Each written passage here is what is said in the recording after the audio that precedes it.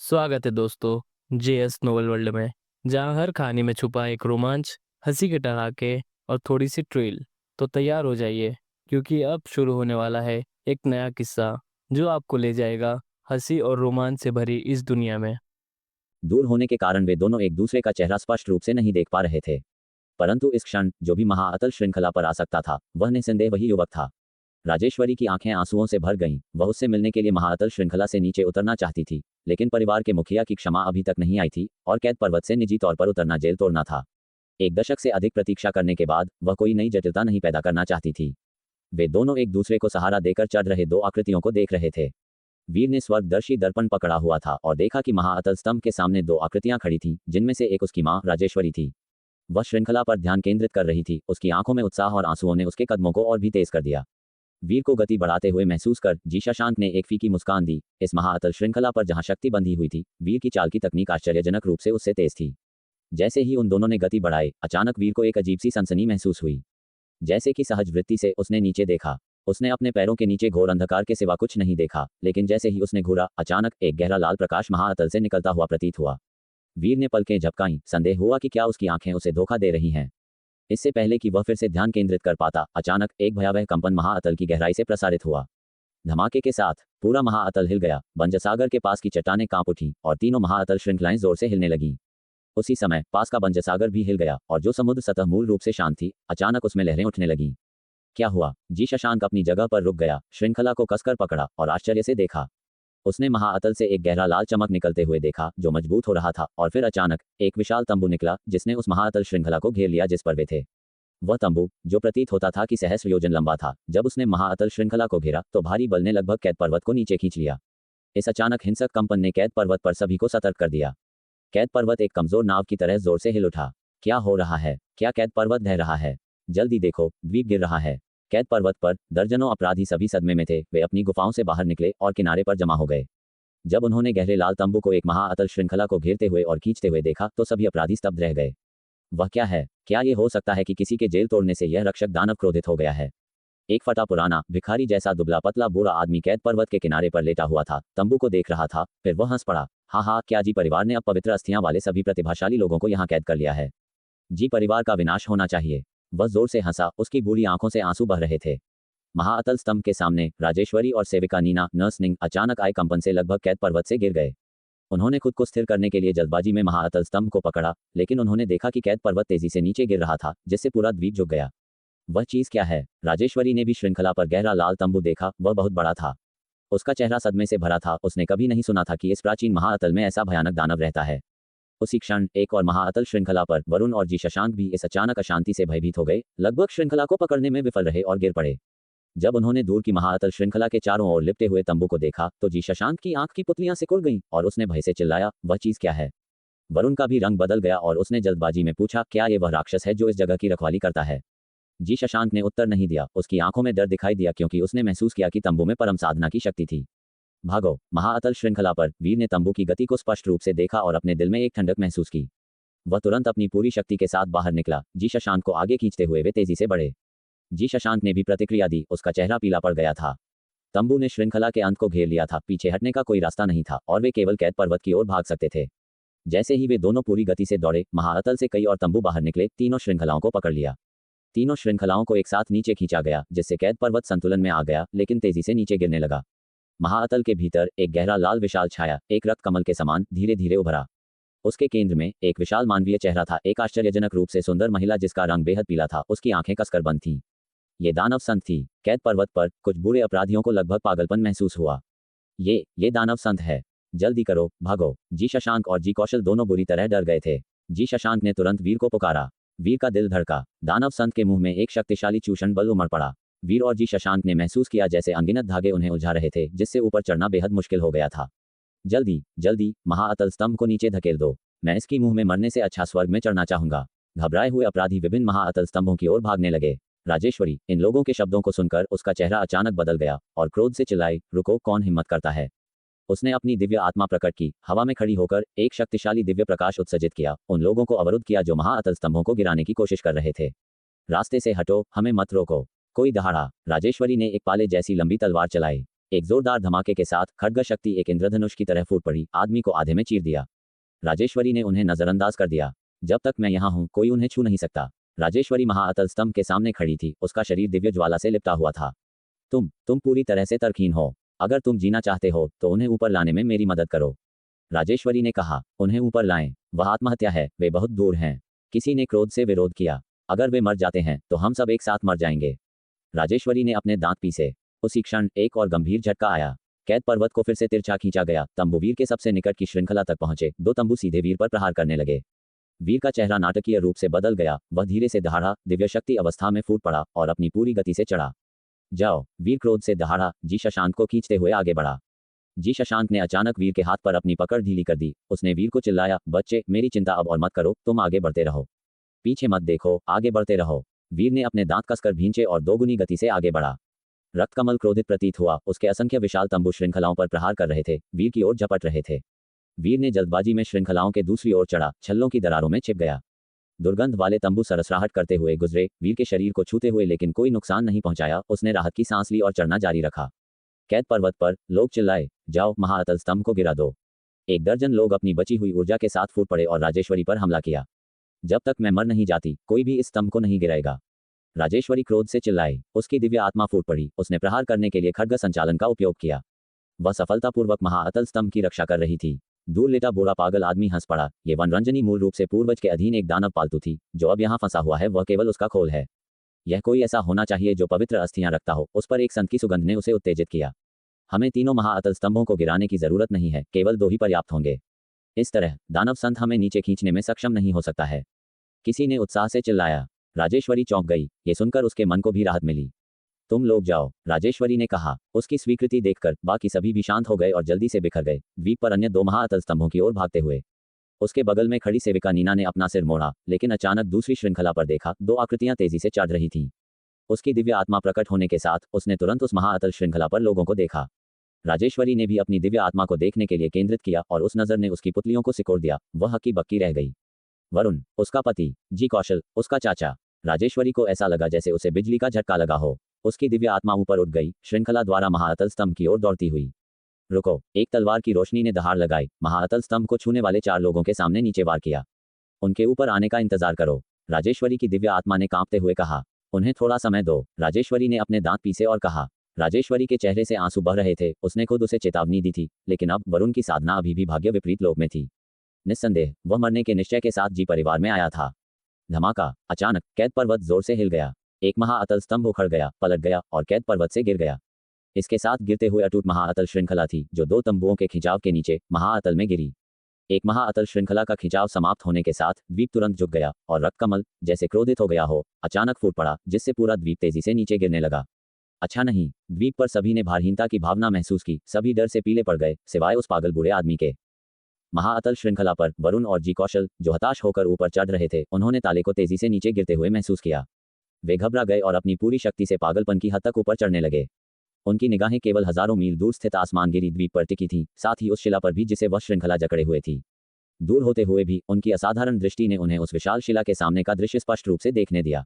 क्या वह राजेश्वरी है? अचानक वरुण ने शिला के सामने उस दिव्य आत्मा को देखा और एक पल के लिए रुक गए, फिर चकित रह गए। भले ही वह केवल एक सिलोएट थी, वह कभी भ्रमित नहीं हो सकते थे। वह उनकी पत्नी थी जिसके लिए वे दिन रात तड़पते थे।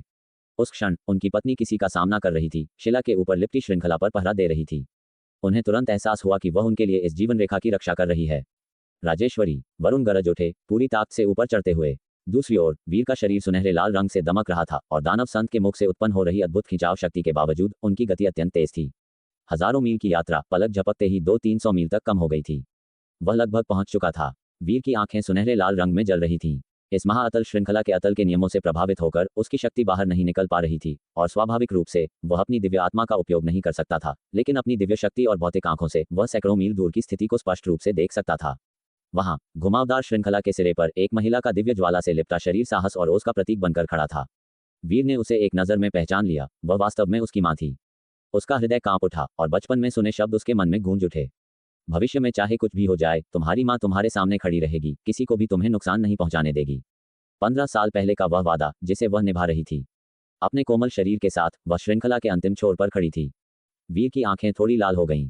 उसने एक धीमी दहाड़ लगाई, शक्ति का एक और विस्फोट किया और तेजी से आगे बढ़ा, पूरी गति से श्रृंखला के सिरे की ओर दौड़ पड़ा। लेकिन तभी उसके पीछे की श्रृंखला जोर से झटका खाकर उसे नीचे खींचने लगी। दानव संत पागल हो गया था। अत्यंत भयानक शक्ति का विस्फोट करते हुए श्रृंखला के खींचने की गति में काफी वृद्धि हो गई थी। वीर को लगा जैसे वह किसी रसातल में गिर रहा है, लेकिन अपने संक्षिप्त स्तब्धता के पल में वह एक बार फिर गरजा और बाहर की ओर झपटा। ब्रह्मांड पद शून्य गति कई विरासत गुणों के प्रवर्धन के साथ मिलकर पूरी गति से श्रृंखला के सिरे की ओर भागी। दानव संत के तंतु पीछे से पीछा कर रहे थे। वीर यमराज के विरुद्ध दौड़ रहा था। आसमान गिरी द्वीप पर इस तेजी से नीचे गिरने के गवाह सभी लोग घबराहट और निराशा में डूब गए थे। जल्दी करो, अगर हमने अभी महाअतल शिला को नहीं गिराया तो बहुत देर हो जाएगी। समय नहीं बचा। बाकियों ने किसी और चीज की परवाह नहीं की और क्रोध में राजेश्वरी की ओर भागे। बस रुक जाओ, उन्हें थोड़ा और समय दो, राजेश्वरी ने जोरदार विनती की। लेकिन ये देखकर कि बाकी सब उसकी उपेक्षा कर रहे थे और उसकी ओर दौड़ रहे थे, उसे अपनी दिव्य आत्मा का विस्फोट करना पड़ा और पूरी ताकत से लड़ना पड़ा। मुझे अपनी दिव्य आत्मा को जलाने और साधना क्षेत्र का उपयोग करने के लिए मजबूर मत करो, एक वयोवृद्ध ने क्रोध से कहा। उसके शरीर से एक असाधारण आभा निकल रही थी। वह परम शांति लोक का एक गुरु था। अब अपनी दिव्य आत्मा के एक छोटे से हिस्से को प्रज्वलित करके उसने एक शक्तिशाली उपस्थिति जारी की। उसे इतने लंबे समय तक यहाँ कैद रखा गया था कि उसकी शक्ति बहुत पहले ही खत्म हो चुकी थी। यही वजह थी कि वह शांत रहा था। इसके अलावा वह मूल रूप से राक्षसों के साथ मिलकर कबीले के सदस्यों की हत्या करने और खजाना चुराने के गंभीर अपराध में आरोपित था।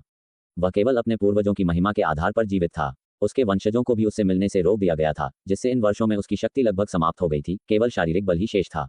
राजेश्वरी ने वयोवृद्ध का क्रोधित चेहरा देखा और उसका रंग उड़ गया। अगर दूसरा पक्ष सचमुच अपनी दिव्य आत्मा जलाता है, भले ही वह केवल साधना क्षेत्र की क्षणिक शक्ति ही क्यों न जारी कर पाए, वह उसका मुकाबला नहीं कर पाएगी। रुक जाओ, बस उन्हें थोड़ा और समय दो, राजेश्वरी ने ईमानदारी से विनती की। उनमें जी परिवार का मार्ग बीज है, जो जी परिवार के लिए हमारी आशा है। मुझे किसी मार्ग बीज की परवाह नहीं है। जो कोई भी मुझे मेरे जीवन से वंचित करना चाहता है, उसे मरना होगा। सही कहा, हम सब यहाँ पहले से ही बंदी हैं। हमें जी परिवार के सम्मान या अपमान से क्या लेना देना है। ये वही मार्ग बीज होगा जो दानव संत को हम पर लाया है।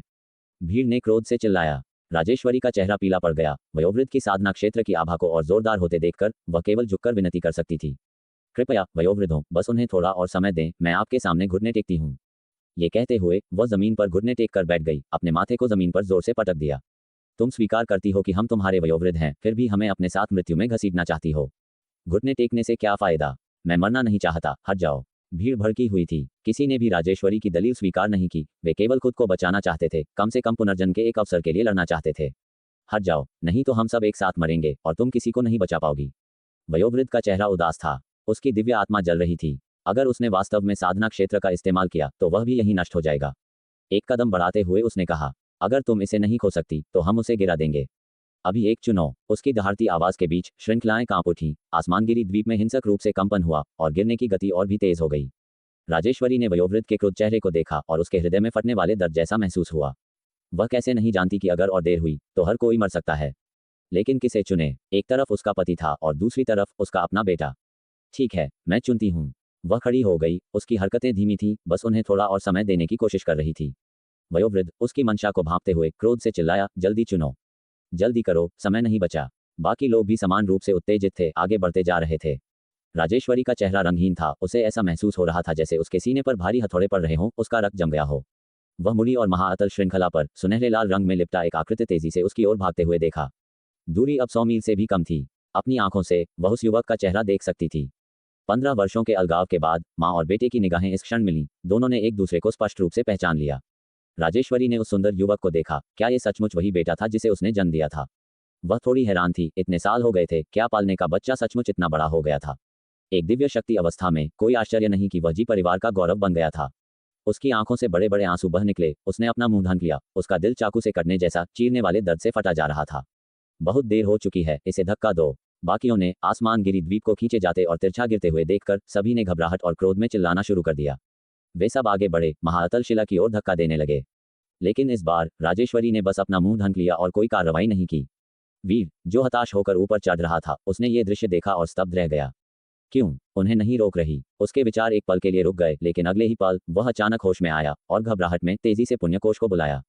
उसकी हथेली में स्वर्ण पत्र से एक सुनहरी रोशनी तेजी से निकली और वीर ने तुरंत भाग्य विपरीत करने के एक अवसर का आदान प्रदान करना चुना। जल्द ही 10,000 पुण्य अंक कम हो गए। उसने एक अजीब शक्ति को अपने शरीर में उमड़ते हुए महसूस किया। उसे बाहर निकालने की कोशिश की और यह शक्ति उसके शरीर से बाहर भी निकल गई। यह एक अत्यंत अजीब अनुभूति थी, न तो प्राण बल जैसी और न ही अमर शक्ति जैसी, बल्कि कुछ अवर्णनीय एहसास था। जब वह भाग्य विपरीत शक्ति खो गई तो वीर ने तेजी से धकेली जा रही महाअतल शिला की ओर देखा। फिर भी उसने देखा कि समूह अभी भी धक्का दे रहा था और महाअतल शिला बिना किसी दुर्घटना के बाहर खींच ली गई थी। वह महिला अभी भी घुटने टेके हुए थी, उसने कोई कार्रवाई नहीं की थी। उसे अचानक एक बात याद आई और तुरंत सिर से पैर तक एक ठंडी अनुभूति हुई। जी मेघनाथ ने उल्लेख किया था कि साधना बोध लोक में कोई भी स्वर्ग को अस्पष्ट कर सकता है, जिससे भाग्य विपरीत लोक के लोग भाग्य को चुनौती देने का मौका नहीं पा सकते हैं, और इस रसातल के विशेष नियमों में साधना क्षेत्र को भी लागू नहीं किया जा सकता था, इसलिए वह भाग्य विपरीत शक्ति शायद वह भी अवरुद्ध हो गई थी, यानी भाग्य को चुनौती देना अप्रभावी था। धड़ाम, महाअतल शिला को अंततः बाहर खींच लिया गया और उसे नीचे धकेल दिया गया। वीर के पैरों के नीचे की श्रृंखला अचानक तनी हुई सीधी स्थिति से ढीली हो गई। उसने पूरी ताक से अपना हाथ ऊपर बढ़ाया, लेकिन पूरी श्रृंखला ने अपना सहायक बल खो दिया था। महाअतल शिला के साथ गिर रही थी। उसने अपनी हथेली ऊंची की, उसमें रक्त लाल युगल पुष्प दीप्तिमान और जीवन थे, लेकिन उस द्वीप तक पहुंचने का मौका फिर कभी नहीं मिला। वीर ने गिरती हुई महाअतल शिला को घूर कर देखा कि वह महिला अचानक उठी और दूसरी दिशा में भागी। उसके भागने के रास्ते का अनुसरण करते हुए उसने आसमानगिरी द्वीप के दूसरी तरफ, द्वीप से लगभग 10 मील दूर, दो आकृतियों को ऊपर चढ़ते हुए देखा। एक को उसने पहचाना, दूसरे को भी उसने पहचाना। क्या वह वही था? वीर स्तब्ध रह गया। अचानक सब कुछ उसके लिए स्पष्ट हो गया। ठीक 15 साल पहले की तरह जब शाही आज्ञा रणवीर हवेली में प्रवेश कर गई थी, उस महिला ने 100 दिन के बच्चे को पालने से निकाला था, अपना कवच पहना था और अपने पति के साथ मिलकर हजारों मील दूर एक युद्ध के मैदान की ओर बढ़ गई थी। अब 15 साल बाद उसने वही चुनाव किया था। विशालकाय महाअतल शिला सीधे उस पर गिरी, उसके चेहरे, उसकी नाक उसके शरीर पर लगी और खून जोर से उछला। उसका पूरा शरीर जोर से नीचे दब गया, उसके हाथ में युगल पुष्प ढीला पड़ गया, पंखुड़ियां टूटी हुई तितली के पंखों की तरह हिल गईं, धीरे धीरे हवा में तैरने लगीं। महाअतल शिला के गिरने के साथ वीर ने सारी शक्ति खो दी। उसका शरीर नीचे की ओर खींचा जा रहा था, सीधे दानव संत के मुंह में गिर रहा था। उसने दानव संत के तंतुओं से बचने की हताश दौड़ लगाई, लेकिन ऊपर से गिरती हुई विशाल शिला से बच नहीं सका। जो तंतु श्रृंखलाओं को पकड़े हुए थे वे अब सभी उसकी ओर झूल रहे थे, और महाअतल श्रृंखला के अवरोध के खो जाने से आसमानगिरी द्वीप जैसे कोई पक्षी अपने पंख फैला रहा हो, तुरंत ऊपर की ओर उछला, अपने अंतर्निहित उदीयमान नियमों को बाकी महाअतल श्रृंखला के साथ खींचता हुआ तेजी से 70 डिग्री की खड़ी ढलान से 90 डिग्री की ऊर्ध्वाधर स्थिति में बदल गया। धड़ाम, मोटी श्रृंखला और महाअतल शिला वीर के शरीर को ले जाते हुए रसातल में गिर गईं। आसमानगिरी द्वीप पर दूसरी महाअतल शिला को पलटने के बाद हर कोई आखिरी महाअतल शिला की ओर दौड़ा। अगर हम अभी भी इसे नहीं रोक पाए तो हमें इस आखिरी शिला को भी गिराना होगा, किसी ने निराशा में कहा। वे प्रचंड सूर्य अग्नि से जलकर राख हो जाना और मोह नदी में विलीन हो जाना पसंद करेंगे, बजाय इसके कि दानव संत द्वारा पूरी तरह से मिटा दिया जाए। राजेश्वरी का शरीर कांप उठा जब उसने उनके शब्द सुने, और वह जल्दी से खड़ी हुई और आखिरी महाअतल शिला की ओर भागी। वह अपनी जान देकर इस आखिरी शिला की रक्षा करेगी। भागते हुए उसने द्वीप के बाहर रसातल पर नजर डाली और देखा कि जो विशाल महाअतल शिला नीचे गिरी थी उसने उस आकृति को ढक लिया था। उसकी आंखों से आंसू बह निकले, और जब तक उसने हवा में तैरते छोटे लाल फूल को देखा तब तक उसका दिल फट गया था, एक चीरने वाला दर्द। उसने अपना दुख रोकने के लिए अपना मुंह ढक लिया और आखिरी महाअतल शिला की ओर भागना जारी रखा। इस शिला की रक्षा करने वाली दिव्य आत्मा उसके साथ विलीन हो गई। उसने शिला के सामने अवरोध करने के लिए एक तलवार खींची। हर किसी ने उसे गुस्से से देखा, लेकिन क्षण भर के लिए कोई विवाद नहीं हुआ, क्योंकि उनके पैरों के नीचे आसमानगिरी द्वीप अचानक ऊपर की ओर उछला, जैसे कोई भारी बोझ उतर गया हो। एक हर्षित पक्षी के उड़ान भरने की तरह झूलने की गति इतनी तेज थी कि इसने द्वीपवासियों को लगभग फेंक ही दिया। जब अन्य दो महाअतल श्रृंखलाएं खो गईं, तो बची हुई महाअतल श्रृंखला ने द्वीप को सीधा कर दिया। द्वीप पर हर कोई हैरान था और फिसलने से बचने के लिए तेजी से पकड़ने के लिए पास की चट्टानों को खोजने लगा। और द्वीप पर मौजूद मूल चट्टानें अब पूरी तरह से झुके हुए द्वीप के साथ सब लुढ़क कर नीचे गिर गए। ढीली हुई चट्टानें बड़े बड़े टुकड़ों में गिर गईं, श्रृंखलाओं से टकराती हुईं और रसातल में जा गिरीं। वरुण और जी कौशल, जो हताश होकर चढ़ रहे थे, उन्होंने ऊपर से लुढ़कते हुए पत्थरों को देखा और नीचे खींचे जाने से बचने के लिए तेजी से श्रृंखलाओं की दरारों में छिप गए। जब पत्थरों का गिरना लगभग खत्म हो गया तो लोगों ने देखा और पाया कि दानव संत के तंतु सभी पीछे हट गए थे। जो महाअतल श्रृंखला उन्होंने पहले फेंक दी थी उसे लपेट रहे थे। उत्कृष्ट, वह दानव संत वास्तव में उसे निशाना बना रहा है। लगता है कि वह बूढ़ा पागल सही था। यह मृत वनराज जी सहज रूप से संत की आभा को ट्रैक कर रहा है। उसने कहा था कि वह एक मार्ग बीज है, उसके पास अवश्य ही जन्मजात पवित्र अस्थि होगी। पवित्र अस्थि, हम जी परिवार में भी ऐसी चीजें कम ही देखते हैं। अफसोस की बात है, अफसोस, क्या तुम ही वह नहीं थे जिसने अभी सबसे जोर से धक्का दिया था? अब तुम अपनी बात बदल रहे हो। क्या तुमने भी धक्का नहीं दिया? मैंने तो बस थोड़ी मदद की थी। ठीक है, हम अभी पूरी तरह से सुरक्षित नहीं हैं। क्या तुम पहले ही दोष मरने की कोशिश कर रहे हो, जवाबदेही से इतना डर रहे हो? आखिरकार ये सब उस वनराज जी का दोष है। वैसे क्या वह मार्ग बीज भी अपराधी था? उसे यहाँ कैसे कैद किया गया? तुम क्या सोच रहे हो? अगर एक मार्ग बीज कोई गलती भी करता है तो कोई और उसकी गलती अपने सिर ले लेता। मुझे लगता है कि वह किसी गलती के कारण यहाँ नहीं है। वह किसी के लिए आया होगा, शायद किसी को लेने आया होगा, है ना? लोग विभिन्न चट्टानों से चिपके हुए बहस कर रहे थे। उनकी निगाहें राजेश्वरी की ओर मुड़ गईं। निस्संदेह वह व्यक्ति जिसे मार्ग बीज लेने आया था, वह सबसे अधिक संभावना है कि वह थी। पहले जब राजेश्वरी को यहाँ निर्वासित किया गया था तो कहा गया था कि उसका अपराध किसी विदेशी से शादी करना था। अब क्या ये हो सकता है कि मार्ग बीज उसका बेटा है? इन अपराधियों, बूढ़े और चालाक, ने तुरंत स्थिति का अनुमान लगा लिया, लेकिन वे आश्चर्यचकित हुए बिना नहीं रह सके। क्या ये हो सकता है कि मार्ग बीज मिश्रित रक्त का था? क्या एक संकर मार्ग बीज बन सकता है? जी परिवार कब से इतना अपमानजनक हो गया? ऐसा लगता है कि वे वास्तव में उनके बिना नहीं रह सकते। बहुत बात हो गई, जल्दी करो, इस महाअतल शिला को गिरने से रोको। अचानक किसी ने चिल्लाया। महाअतल शिला थोड़ी हिल गई। मूल रूप से तीनों शिलाओं की श्रृंखलाएं मजबूती से खींच रही थीं, लेकिन अब केवल एक बची थी, तो वह ढीली होने लगी। ये सुनकर सभी के चेहरे के भाव बदल गए और वे तेजी से महाअतल शिला की ओर भागे, इसे वापस द्वीप में दबाने की कोशिश करने लगे। राजेश्वरी मूल रूप से चिंतित थी कि वे इस महाअतल शिला को भी पलट देंगे, लेकिन ये देखकर कि वनराज जी हमला नहीं कर रहा था और वे शिला की पागलपन की हद तक रक्षा कर रहे थे, उसे विडंबना महसूस हुई। फिर भी ऐसा दृश्य देखकर उसे चुपचाप राहत भी मिली। वह पीछे मुड़ी और श्रृंखलाओं की ओर देखा और वरुण को हजारों मीटर दूर देखा। पति और पत्नी की आंखें मिली और वरुण ने उत्तेजित होकर पुकारा, राजेश्वरी। राजेश्वरी का दिल उदासी से भर गया। वह श्रृंखला के अगले सिरे की ओर चढ़ी और बोली, वरुण। श्रृंखला के सीधे खड़े होने के बाद रसातल छोड़ने पर दानव संत के मुंह से खिंचाव कम हो गया। वरुण का चेहरा आश्चर्य और उत्साह से दमक उठा और उसने राजेश्वरी को अपनी बाहों में कसकर गले लगाते हुए श्रृंखला के शीर्ष पर अपनी चढ़ाई तेज कर दी।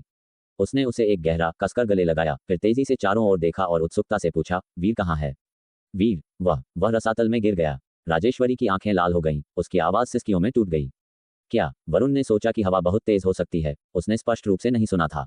लेकिन राजेश्वरी इतनी जोर से रो रही थी कि बोल नहीं पा रही थी। वरुण ने अंततः प्रतिक्रिया दी। उसका शरीर कांप उठा क्योंकि उसने महसूस किया कि उसकी नसों में रक्त अचानक चरम पर प्रज्वलित हो गया था। फिर उतनी ही हिंसक रूप से उसके पैरों तक बर्फ जैसा ठंडा हो गया था।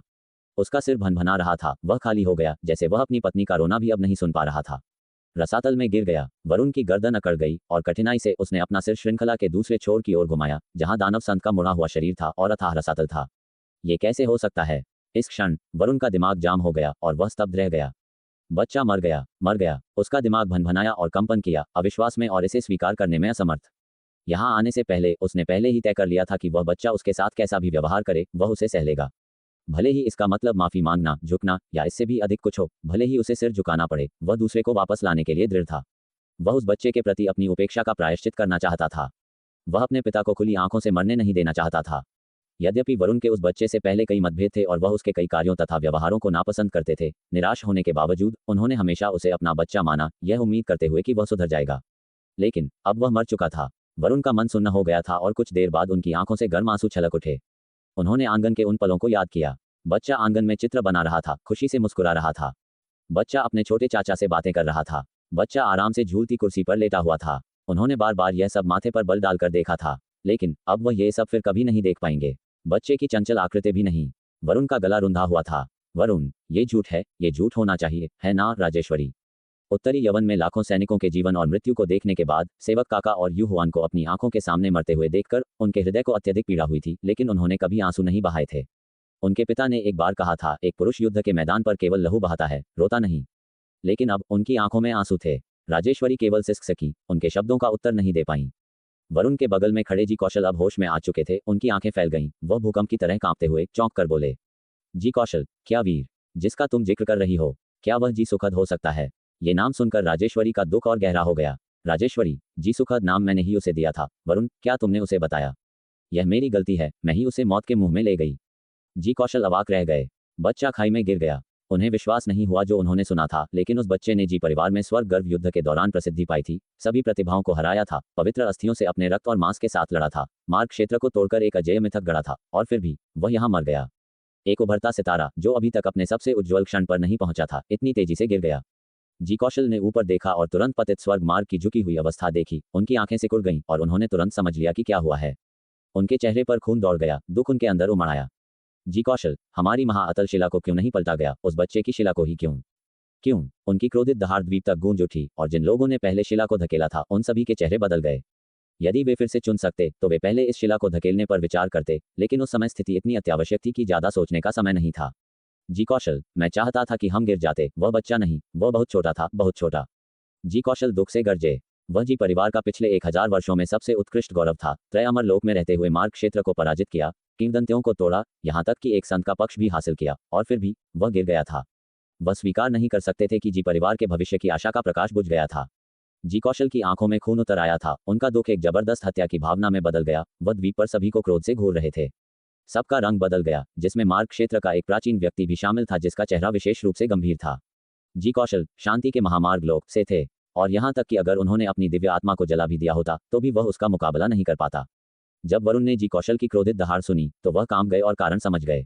आसमान से लटकती बची हुई जंजीर को देखकर उनका दिल कांप उठा, एक अवर्णनीय आवेग, यहाँ तक कि खून की उल्टी करने की इच्छा भी हुई। यह महसूस करते हुए उनके सिर में फिर से जैसे उनके नैतिक सिद्धांतों में आग लग गई हो वैसी दहाड़ उठी। वरुण की आंखें खाली हो गईं और वह नी शब्द हो गए। अतल खाई में जब वीर महाअतल शिला से टकराकर नीचे गिरे तो तेजी से उतरती हुई शिला के बल ने उनके शरीर में दर्द पैदा कर दिया। खाई के करीब दानव संत के पास गिरते हुए वीर ने आखिरकार खुद से महाअतल शिला को दूर धकेलने के लिए संघर्ष किया। अपने चेहरे से खून पोंछा और फिर तेजी से शिला के दूसरी तरफ चढ़ गए, खुद के भीतर संत के चिन्ह को सक्रिय किया। इस क्षण केवल ये संत का चिन्ह ही उन्हें भागने में मदद कर सकता था। जैसे ही उनकी चेतना ने इसे छुआ, चिन्ह से चांदी की चमक फूटी लेकिन फिर अपनी मूल अवस्था में लौट गई। वीर की अभिव्यक्ति नाटकीय रूप से बदल गई। उन्होंने इसे फिर से छुआ, चांदी की रोशनी फिर से फूटी लेकिन पहले की तरह वापस लौट गई। वीर ने सदमे और क्रोध का मिश्रण महसूस किया, इसे बार बार छूने की कोशिश की लेकिन व्यर्थ। चारों ओर से अंधेरा और एक बुरी बदबू ने उन्हें घेर लिया था। 7 या 8 स्पर्शक जो पहले जंजीरों को जकड़े हुए थे अब उनकी ओर झपट रहे थे। वीर की आंखों में निराशा झलक रही थी। पहुंच से बाहर आसमान को देखकर उन्हें अचानक एहसास हुआ कि उनके जीवन या मृत्यु की किसी को परवाह नहीं थी। उनकी आंखों की निराशा क्रोध में बदल गई, एक असीम आग बन गई, एक गर्जनापूर्ण दहाड़ निकली लेकिन दानव संत के नियमों के दमन के तहत उनकी आवाज फैल नहीं सकी। एक मूक चीख की तरह उन्होंने गुस्से में अपनी मुट्ठी घुमाई, लापरवाही से स्पर्शकों पर प्रहार किया। एक धमाके के साथ एक स्पर्शक ने महाअतल शिला को जंजीरों के साथ दूर धकेल दिया। हालांकि एक और स्पर्शक वीर की ओर गरजता हुआ आया, उसका बल ऐसा लग रहा था जैसे उनके शरीर की हर हड्डी को तोड़ देगा। और वह युवक निराशा से भरा हुआ पागलपन से दहाड़ता रहा जैसे वह मुंह के मार रहा था। जैसे ही वे टकराए एक स्पर्शक गिरा और वीर को रक्त कमल के विशाल फटे हुए मुंह में मार गिराया। वीर ने एक पल में दानव संत के स्पर्शकों पर सैकड़ों मुंह के मारे थे। उनका शरीर टूटने लगा, उनके शरीर की सहनशीलता से अधिक स्पर्शकों के गूंजते बल से उनका मांस फट गया। यदि उनका शरीर लगभग नवपरत दिव्य अस्त्र जितना कठोर नहीं होता और वह दिव्य शक्ति अवस्था में नहीं होते तो स्पर्शकों का एकमात्र झटका उन्हें तुरंत विघटित कर देता। विशाल मुंह के अंदर जो एक अथाह खाई जैसा लग रहा था, वीर एक लंबी अवधि तक गिरते रहे और फिर एक अंधेरे चिपचिपे स्थान पर जा गिरे जिसका कोई अंत नहीं था। उनके पूरे शरीर का मांस फट गया, हड्डियों के चारों ओर केवल नसें बंधी थीं। वह मृत्यु की प्रतीक्षा में एक कंकाल लाश की तरह उस खाई में लेटे थे। विशाल मुंह बंद हो गया, प्रकाश की आखिरी किरण को लेकर उसे सील कर दिया। लेकिन कुछ ही सेकंड बाद अचानक वीर को लगा कि उनका शरीर अभी भी तेजी से गिर रहा है। नहीं, सटीक कहें तो ये दानव संत का शरीर था जो तेजी से नीचे गिर रहा था।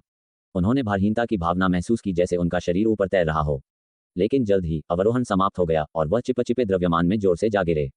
फिर उनके चारों ओर से हिलने डुलने की आवाजें आने लगीं, जिसके बाद तरल की बड़ी बूंदें गिरने लगीं।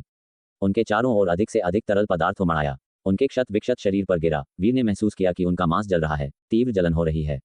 उनके शरीर में जलते हुए दर्द की तीव्रता बढ़ती गई। अचानक ऊपर से नर्म मांस का एक बड़ा टुकड़ा गिरता हुआ लगा, साथ ही तरल पदार्थ उनके शरीर पर छलक उठा।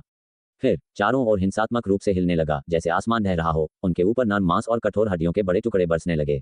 बदबूदार तरल का एक बड़ा आयतन चारों ओर छलक गया जो रक्त जैसा लग रहा था, वीर को घेर लिया। वीर रक्त में डूब गए, लगभग उनका दम घुट गया। रक्त में भयंकर संक्षारक शक्ति थी। वीर को ऐसा लगा जैसे वह उबलते पानी में थे, अंतहीन जलन और दर्द उन्हें चीर रहा था। उनका मांस फट गया लेकिन उनका कंकाल प्रतिरोध कर रहा था और उनकी चेतना और दिव्य आत्मा की रक्षा कर रहा था।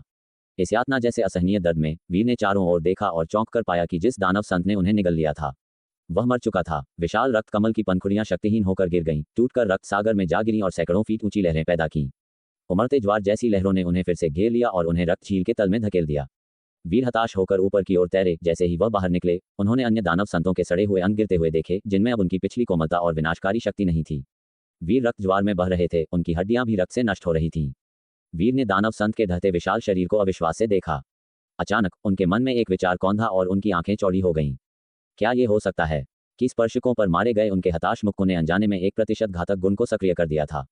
वीर इस विचार से स्तब्ध थे। दानव संत क्या उनके द्वारा मारा गया था? उनका दिल, जो पहले अंधेरा और निराशा से भरा था, अब जीवित रहने की एक प्रबल इच्छा से उमड़ पड़ा। उन्होंने रक्त सागर में संघर्ष किया, ऊपर उठने की कोशिश की, लेकिन भले ही दानव संत का शरीर विघटित हो रहा था, फिर भी नियमों की शक्ति अभी भी मौजूद थी जो उन्हें अपनी ची शक्ति को जुटाने से रोक रही थी। वह केवल रक्त झील में तैरने के लिए अपने भौतिक शरीर पर निर्भर हो सकते थे। हालांकि दानव संत के ताजे रक्त में एक तीव्र संक्षारक शक्ति थी। उनका अधिक से अधिक मांस गिरता गया और उनकी हड्डियां जहां खुली थीं वे भी झुलस गईं और घिस गईं। उनका शरीर, जो एक नवपरत दिव्य अस्त्र के बराबर था, लगभग घुल रहा था।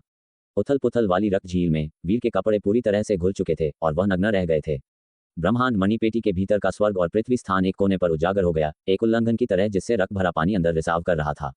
रक्तलता दानवराज ने एक खून के रंग का स्पर्शक बाहर निकाला। बाहर की स्थिति को जांचते हुए चौंक गया। रक्त की लहरों से छलकने पर उसने तुरंत एक दर्द भरी चीख निकाली। रक्तलता दानवराज, ये कौन सी जगह है? दर्द होता है, मेरी शक्ति सील हो गई है, मैं उड़ नहीं सकता। रक्तलता दानवराज ने ब्रह्मांड मणि पेटी के स्थान से बाहर उड़ने की कोशिश की, लेकिन घबरा गया जब उसने पाया कि वह अपनी आंतरिक ऊर्जा को जुटा नहीं सकता था। वीर को देखकर, जिसका हाथ झील के ऊपर ऊंचा उठा हुआ था, हाथ पहले से ही फटा हुआ था, मांसपेशियां और हड्डियां देख रही थीं, दानवराज एक पल के लिए रुक गया, जैसे उसे कुछ एहसास हुआ हो। रक्तलता दानवराज, क्या हम मरने वाले हैं? उसने कांपती आवाज में धीरे से पूछा। वीर ने उसकी बातें सुनी, उन्हें उम्मीद नहीं थी कि जीवन के अंत में एक दानव उनका साथी होगा। उन्होंने चारों ओर देखा, लेकिन घोर अंधेरा था, चट्टान की दीवारें कहीं दिखाई नहीं दे रही थीं। वीर, मैं ये देखने की कोशिश करता हूं कि क्या मुझे चट्टान की दीवार मिल सकती है। वीर ने जोर से लात मारी और अपनी बांह घुमाई, एक दिशा में सीधे तैरते हुए। लेकिन रास्ते में मांस के बड़े टुकड़े गिरे और उनके द्वारा उठाई गई लहरों ने उन्हें वापस वहीं धकेल दिया जहां से उन्होंने शुरुआत की थी। दानव संत का शरीर, जो जाहिरा तौर पर केवल एक बल द्वारा एक साथ बंधा हुआ था, अब जब वह चला गया था तो सड़ते हुए मांस में विघटित हो गया, ढह गया और घुल गया, रक्त झील की बदबू में डूब गया। रक्तलता दानवराज, सावधान रहो। वीर ने अपनी ओर मांस का एक टुकड़ा तेजी से गिरते हुए देखा और तेजी से किनारे की ओर तैरे, लेकिन उनका कंधा अभी भी छू गया, जिससे उनका शरीर रक्त झील में गहराई तक चला गया। एकदम घोंटने वाली सनसनी ने उन्हें अभिभूत कर दिया। वीर ने ब्रह्मांड मणि पेटी को कसकर पकड़ लिया और सतह की ओर हताश होकर तैरे। जब वह सतह पर आए तो उनका अधिकांश मांस विस्थापित हो चुका था और गल चुका था, सफेद हड्डियों से चिपके हुए मांस के केवल कुछ धागे बचे थे, एक भयानक दृश्य। वीर ने अपनी हड्डी वाली बांह उठाई, ब्रह्मांड मणि पेटी को 5 कंकाल उंगलियों से पकड़े हुए देखा। रक्त की बाढ़ को रोकने के लिए अंतराल बहुत बड़े थे, पेटी पूरी तरह से भीगी हुई थी और बुरी तरह से गल चुकी थी। वीर, मुझे उम्मीद नहीं थी तुम्हें ऐसी जानलेवा जगह पर लाने की। बाहरी दुनिया में भी सुंदरता है, दुख की बात है कि तुम्हें इसे देखने का मौका कभी नहीं मिलेगा। रक्तलता दानवराज के स्पर्शक ब्रह्मांड मणि पेटी के स्थान से फिर से बाहर रेंग आए। अपने दर्द की चीखों के बावजूद उन्होंने वीर की बांह के चारों ओर लपेट लिया। रक्तलता दानवराज, तुम मुझे खा लो, हम वैसे भी मरने वाले हैं, अगर तुम मुझे खाओगे तो तुम थोड़ी देर और टिक सकते हो। वीर क्षण भर के लिए चौंक गए। वीर, तुम चाहते हो कि मैं तुम्हें खा लूं? रक्तलता दानवराज, तुम नहीं चाहते। तुम्हें चिंता थी कि मैं घबराकर खुद को नष्ट कर दूंगा, है ना? रक्तलता दानवराज के स्पर्शक वीर की खोपड़ी और गाल की हड्डियों पर रेंग आए, एक कोमल हाथ की एक जोड़ी की तरह। वीर के कंकाल चेहरे को धीरे और सावधानी से सहला रहे थे। रक्तलता दानवराज, इस बिंदु पर हम दोनों मरने वाले हैं। अगर मेरा भाग्य उपभोग किया जाना है तो मैं चाहती हूं कि वह तुम्हारे द्वारा हो। वीर, क्यों? दानवराज ने जवाब नहीं दिया, लेकिन इसके बजाय उसके स्पर्शकों ने रक्त की रोशनी से खिलना शुरू कर दिया, स्वेच्छा से वीर की खोपड़ी में प्रवेश कर गए। रक्तलता दानवराज, क्योंकि हमने पहले एक छोटी उंगली का वादा किया था। मैं तुम्हें नहीं छोड़ूंगी, इसलिए अगर मैं तुमसे पहले मर जाती हूं तो तुम मुझे छोड़ गए हो, मेरा वादा नहीं टूटा है। उसने धीरे से बुदबुदाया, उसकी आवाज फीकी पड़ गई, उसका शरीर ब्रह्मांड मणि पेटी के स्थान से उभरा, रक्त की रोशनी के एक सर्प जैसे निशान में बदल गया, वीर के सिर में प्रवेश कर गया। वीर अचंभित थे, रक्त झील पर बेजान तैर रहे थे। उनकी खोपड़ी रक्त की रोशनी में समा गई। जबरदस्त रक्तची उनके शरीर में उमड़ आया, उनकी हड्डियों को पोषण दे रहा था। उनका मांस, जो कभी दिव्य अस्त्र जितना ठोस था, इस विशाल रक्तची के संवर्धन के साथ एक निश्चित बाधा को तोड़ता हुआ लग रहा था। उस क्षण उनकी कंकाल पर अस्थि झील का क्षरण धीमा होता हुआ लगा और वीर रक्त के पानी में गहरी गहन शक्ति महसूस कर सकते थे। वह रुके, तुरंत आत्मा बलिदान दानव कला को सक्रिय किया, पानी से गहरी शक्तिशाली रक्त शक्ति को खींचते हुए। इससे पहले वह इसे अवशोषित नहीं कर सकते थे, लेकिन अब ऐसा लग रहा था कि उन्होंने कोई दहलीज पार कर ली थी। वह मुश्किल से संत लोक की रक्तची शक्ति को संसाधित कर सकते थे। हालांकि प्रक्रिया बेहद धीमी थी, जैसे अंतहीन रूप से रेशम खींचना। लेकिन वीर ने दुख सहा और पूरी शक्ति से आत्मा बलिदान दानव कला चलाई, ये जानते हुए कि केवल इसी तरह आशा की एक झलक हो सकती है। उसके बलिदान को व्यर्थ नहीं जाने देना था। एक कटा हुआ अंग नीचे गिरा। वीर के शरीर को रक्त झील में धकेल दिया, जहां उन्होंने अब संघर्ष नहीं किया, बल्कि इसके बजाय पालथी मारकर बैठ गए, पूरी ईमानदारी से जमने और अवशोषित करने पर ध्यान केंद्रित किया। ये बस इतना था कि उनके अवशोषण की गति क्षरण की दर को बनाए रखने में असमर्थ लग रही थी। उनकी हड्डियां धीरे धीरे छिल रही थीं, टुकड़ों में टूट रही थीं। उनका शरीर धीरे धीरे घिस रहा था, छोटा और सिकुड़ता जा रहा था। लेकिन रक्त की रोशनी का धागा जो खींचा जा रहा था और उनके सिर के चारों ओर लिपटा हुआ था, वह तेजी से संघनित और गहरा होता जा रहा था। निर्जन सागर के ऊपर एक आकृति क्षण भर में प्रकट हुई और फिर अचानक गायब हो गई। अगले ही पल वह निर्जन गहरी अतल खाई के ऊपर हवा में स्थिर खड़े थे। खाई के निषिद्ध नियमों का उन पर कोई प्रभाव नहीं पड़ा। उनके लंबे सफेद बाल हवा में फड़फड़ा रहे थे और उन्होंने एक अत्यंत साधारण प्राचीन चोगा पहना हुआ था। चेहरे पर गंभीर भाव था। उनकी आंखें नीचे के घोर अंधकार अतल खाई में उत्सुकता से देख रही थीं, मानो उनकी दृष्टि उसके तल तक, रक्त के उग्र प्रवाह और जी शशांक के ढहते और बिखरते मांस तक पहुंच सकती थी। वृद्ध, क्या वह जुनून वास्तव में समाप्त हो गया है? वृद्ध की आंखें सिकुड़ गईं। इस जी शशांक ने एक बार संत पूर्वज पर हमला किया था, लेकिन संत पूर्वज ने उनके साथ बिताए समय को याद करते हुए उनकी चेतना को नष्ट कर दिया था। लेकिन उनके बचे हुए जुनून को पूरी तरह से मिटाया नहीं था, बल्कि इसके बजाय उसे उनके मांस के भीतर सील कर दिया था। यदि सील नहीं किया जाता तो यह मोह नदी द्वारा अवशोषित हो सकता था, उसके सबसे भयानक हिस्से में विलीन हो जाता। जी शशांक का वह बचा हुआ जुनून अब समाप्त हो गया था। क्या जुनून पूरा हो गया था और इस तरह खुद ही समाप्त हो गया, या क्या ये पार हो गया और चला गया? उन्होंने ध्यान से रक्त झील की जांच की, उसके जहरीले रक्त को महसूस किया जो अत्यधिक नुकसान और संक्षारक शक्ति से भरा हुआ था। साथ ही जी शशांक के मांस पर घुलते हुए नियमों की अराजकता को भी महसूस किया। जैसे ही ये नियम घुल गए, वे अव्यवस्थित हो गए। नियम जो शुरू में मार्ग द्वारा संघनित किए गए थे अब अपनी मूल अवस्था में कम हो गए थे और अंधाधुंध नुकसान पहुंचा रहे थे। वृद्ध, इसे किसने जगाया है? वृद्ध ने माथे पर बल डाला। उनके दिल में भ्रम का एक रंग था। उनकी नजर बदली, खाई के किनारे लटकी हुई जंजीरों में से एक पर पड़ी और उन्होंने अपने हाथ के एक इशारे से उस जंजीर पर एक छाया को अपनी ओर उड़ते हुए देखा जो सफेद बालों वाली और मौत के कगार पर थी। लेकिन जैसे ही वह खाई से दूर हटी उसकी सांस धीरे धीरे ठीक होने लगी और उसने आश्चर्य से कहा, जी शशांक, तीसरे पूर्वज। यह आकृति जी शशांक थी जो मरी नहीं थी। पहले उसने वीर का हाथ छोड़ दिया था, बच्चे को नीचे नहीं खींचना चाहती थी, लेकिन उस पर हमला करने के बजाय दानव संत के स्पर्शक सीधे वीर के पीछे गए थे। स्पष्ट रूप से दानव संत वीर पर संत की आभा से आकर्षित हुआ था। वृद्ध, क्या हो रहा है? क्या तुमने इसे जगाया है? वृद्ध ने माथे पर बल डालकर पूछा। तीसरे पूर्वज को पूछते हुए सुनकर जी शशांक का सारा दुख उमड़ पड़ा। उसने पहले महाअतल शिला के पलटने और गिरने को भी देखा था। उसकी आंखें क्रोध से लगभग फट गई थीं। वह जी परिवार का मार बीज था और उन शापित अपराधियों ने उसे फेंक दिया था। जी शशांक, तीसरे पूर्वज, कृपया जल्दी से जाकर हमारे जी परिवार के मार्ग बीज को बचाएं। उसे दानव संत ने निगल लिया है और मुझे नहीं पता। जी शशांक ने जल्दी से कहा। वृद्ध, मार्ग बीज? वृद्ध रुके। उनके चेहरे का रंग थोड़ा बदल गया। वृद्ध, दानव संत पहले ही मर चुका है। तुम्हारे अलावा कोई अन्य जीवित नहीं बचा है जब तक कि वह रक्त झील के अंदर न हो। हालांकि रक्त में मार्ग की आभा के कारण इसकी जांच नहीं की जा सकती है, लेकिन। जी शशांक, लेकिन क्या? जी शशांक ने घबराकर पूछा। वृद्ध, लेकिन अगर वह वास्तव में रक्त झील में है तो एक मार्ग बोध लोक का व्यक्ति भी चमड़ी खो चुका होगा और अब तक बाहर निकलने के लिए संघर्ष किया होगा, अन्यथा इतने लंबे समय तक भीगने के बाद वह निश्चित रूप से मर जाएगा। जी शशांक का वह बचा हुआ जुनून उसके शरीर में पवित्र अस्थि से पवित्र बल प्राप्त कर चुका होगा और इस मांस को त्याग कर पार हो गया है और गायब हो गया है, या शायद जुनून खुद ही पूरा हो गया है और खुद ही समाप्त हो गया है। जी शशांक, तीसरे पूर्वज, उस बच्चे के पास पवित्र अस्थि नहीं है। उसके पास केवल संत का चिन्ह है। वृद्ध, संत का चिन्ह? वृद्ध थोड़े चौंक गए। उनकी आंखें झिलमिला उठीं। जी शशांक, शायद वह तब था जब उसने संत का चिन्ह स्वीकार किया था। वृद्ध, तो उसके जीवित रहने की संभावना और भी कम है। पवित्र अस्थियों के बिना वह किस लोक में है? जी शशांक, त्रय अमर लोक में। लेकिन उसने एक मिथक बनाया है, एक पवित्र अस्थि वाले जी को हराया है और त्रय अमर लोक में रहते हुए उसके मार्ग क्षेत्र को तोड़ दिया है। अगर यह बच्चा चतुर्स्तंभ लोक में कदम रखता है तो मैं कल्पना भी नहीं कर सकता कि भविष्य में वह कितना मजबूत बनेगा। त्रय अमर लोक ने साधना क्षेत्र को ध्वस्त कर दिया। वयोवृद्ध थर्ड एंसेस्टर की आंखें अचानक सिकुड़ गईं। क्या तुम निश्चित हो? क्या इसमें कोई संत हृदय रत्न शामिल था? नहीं, केवल अपने मुट्ठियों से। जी शशांक ने आगे कहा। उसने 4 चरम लोक खोले। उनमें से एक भू अमर लोक होना चाहिए जो कम समय में अकल्पनीय शक्ति को उजागर करने में सक्षम है। भू अमर? वयोवृद्ध चौंक गए। वह तुरंत कारण समझ गए, क्योंकि वह भी इस चरम लोक में कदम रख चुके थे। तो ऐसी बात है। उनका हृदय कुछ हिल गया। उन्होंने पाताल में लहराते रक्तकुंड को नीचे देखा। उनकी आंखों में अफसोस और क्रोध की एक झलक थी। तब वास्तव में वह एक अभूतपूर्व विलक्षण व्यक्ति है, यहाँ तक कि संत पद में प्रवेश करने की आशा रखने वाला भी। पर तुम उसे यहाँ आने क्यों दी? वह मिश्रित रक्त का है। उसकी मां को एक विदेशी वंश के साथ निजी विवाह के कारण यहाँ कैद किया गया था। वह उन्हें बचाने आया था। जी शशांक ने विनती करते हुए कहा। तृतीय पूर्वज, कृपया उसे बचा लें, शायद वह अभी भी जीवित हो। मिश्रित रक्त? वयोवृद्ध थोड़ा चकित हुए। उन्होंने सोचा कि पवित्र अस्थि की कमी एक बात थी, पर पता चला कि वह मिश्रित रक्त का भी था। उन्होंने जी शशांक के लगातार रोते हुए वृद्ध चेहरे को देखा। उनकी बाहें गहरी सिकुड़ गईं और उन्हें अब जाकर कुल के पवित्र बल के इस व्यक्ति के प्रति आकर्षण का एहसास हुआ। इन लोगों को दोष देना व्यर्थ था। उन्होंने आह भरकर कहा, रोना बंद करो, वह जीवित नहीं बच सकता। यद्यपि उस दानव संत के पास केवल उसका भौतिक शरीर बचा था और वह अपनी चरम अवस्था में नहीं थी, ये वह नहीं है जिसे कोई साधना बीज झेल पाए। उन्होंने मेघनाथ की ओर ऊपर देखा। द्वीप पर स्थिति को भांपते हुए उनका चेहरा काला पड़ गया और जी शशांक को लेकर वे एक पल में गायब हो गए, जैसे कि टेलीपोर्टेशन हो, और अगले ही क्षण मेघनाथ के ऊपर प्रकट हुए। तृतीय पूर्वज, जी शशांक के साथ अचानक प्रकट हुए इस वयोवृद्ध को देखकर द्वीप पर मौजूद लोग जो संघर्ष करने ही वाले थे सभी चौंक गए, फिर भयभीत हो गए और घुटने टेकने लगे। जी कौशल ने जी शशांक को देखा और उसका मूल रूप से क्रोधित लाल चेहरा स्तब्ध हो गया। उसने तृतीय पूर्वज को नमस्कार करना भी छोड़ दिया और तुरंत कहा, चौथी बहन सुखद कहाँ है? सुखद पाताल में गिर गया है। जी शशांक दुख से चिल्लाई। जी कौशल के दिल में जो आश्चर्य और उत्साह अभी अभी उठा था वह एक बार फिर नीचे गिर गया। उसके सीने में एक बड़े ढोल की तरह गूंज रहा था। उसका दिमाग खाली हो गया।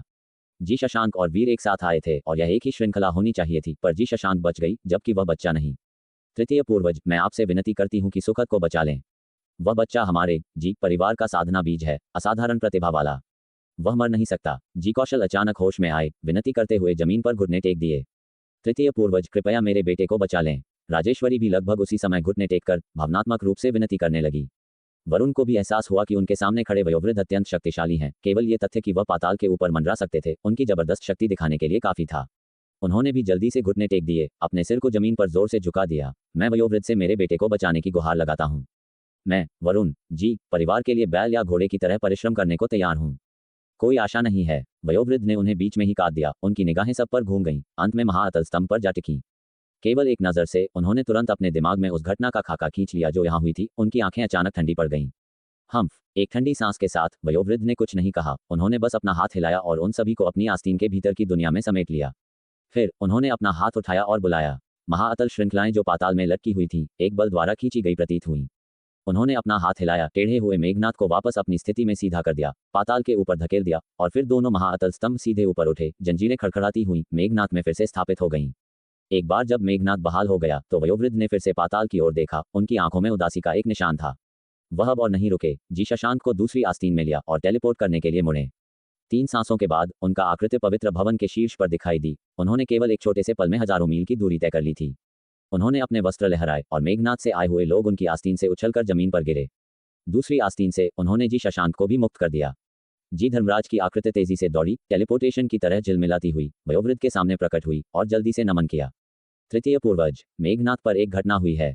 संत पूर्वज द्वारा मोहरबंद किया गया दानव संत जाग गया है। उसने साधना बीज को निगल लिया है। वयोवृद्ध ने कोल्डली कहा, मेरे जी परिवार के साधना बीज को तुमने उसे ऐसी जगह क्यों जाने दिया? क्या तुम किसी को पवित्र भवन में उसकी मां को लाने के लिए नहीं भेज सकते थे? तृतीय पूर्वज के शब्दों में क्रोध सुनकर जी धर्मराज चौंक गए। इन छोटे पलों में जानकारी बहुत अधिक थी। मेघनाथ में एक घटना, उन्होंने केवल उस दिशा से एक आभा का स्पष्ट रूप से अनुभव किया। आखिरकार ये बहुत दूर था। साधना बीज को खा लिया गया। तृतीय पूर्वज के शब्दों में क्रोध की तुलना में जी धर्मराज ने तेजी से जी शशांक की ओर मुड़ा, कांपते हुए कहा, वह बच्चा, क्या वह मर गया? जी शशांक रोई। वह पाताल में गिर गया और दानव संत ने उसे खा लिया। जी धर्मराज की पुतलियां हिल गईं, कुछ हद तक अविश्वास में। तृतीय पूर्वज की वह तीखी निगाह देखकर वह अचानक होश में आए। उनका रंग बदल गया और उन्होंने अपना सिर नीचे कर लिया। मैंने मूल रूप से कहा था कि अशांत समुद्र शांत होने तक प्रतीक्षा करें, किसी को उसकी मां को वापस लाने के लिए भेजें, पर बच्चा इंतजार नहीं कर सका। दिव्य दृष्टि दर्पण में अपनी मां को कष्ट सहते देखने के बाद उसने खुद जाने पर जोर दिया। तृतीय पूर्वज का चेहरा और भी गंभीर हो गया, पर वह उस तर्क को समझ सकते थे।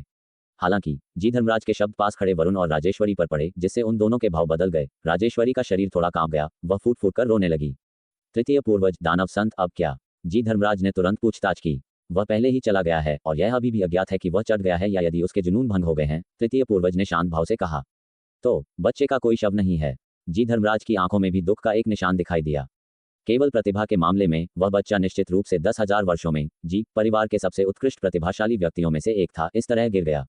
इससे भी अधिक, उसका जी परिवार के गुप्त क्षेत्र में मरना केवल बेतुका था।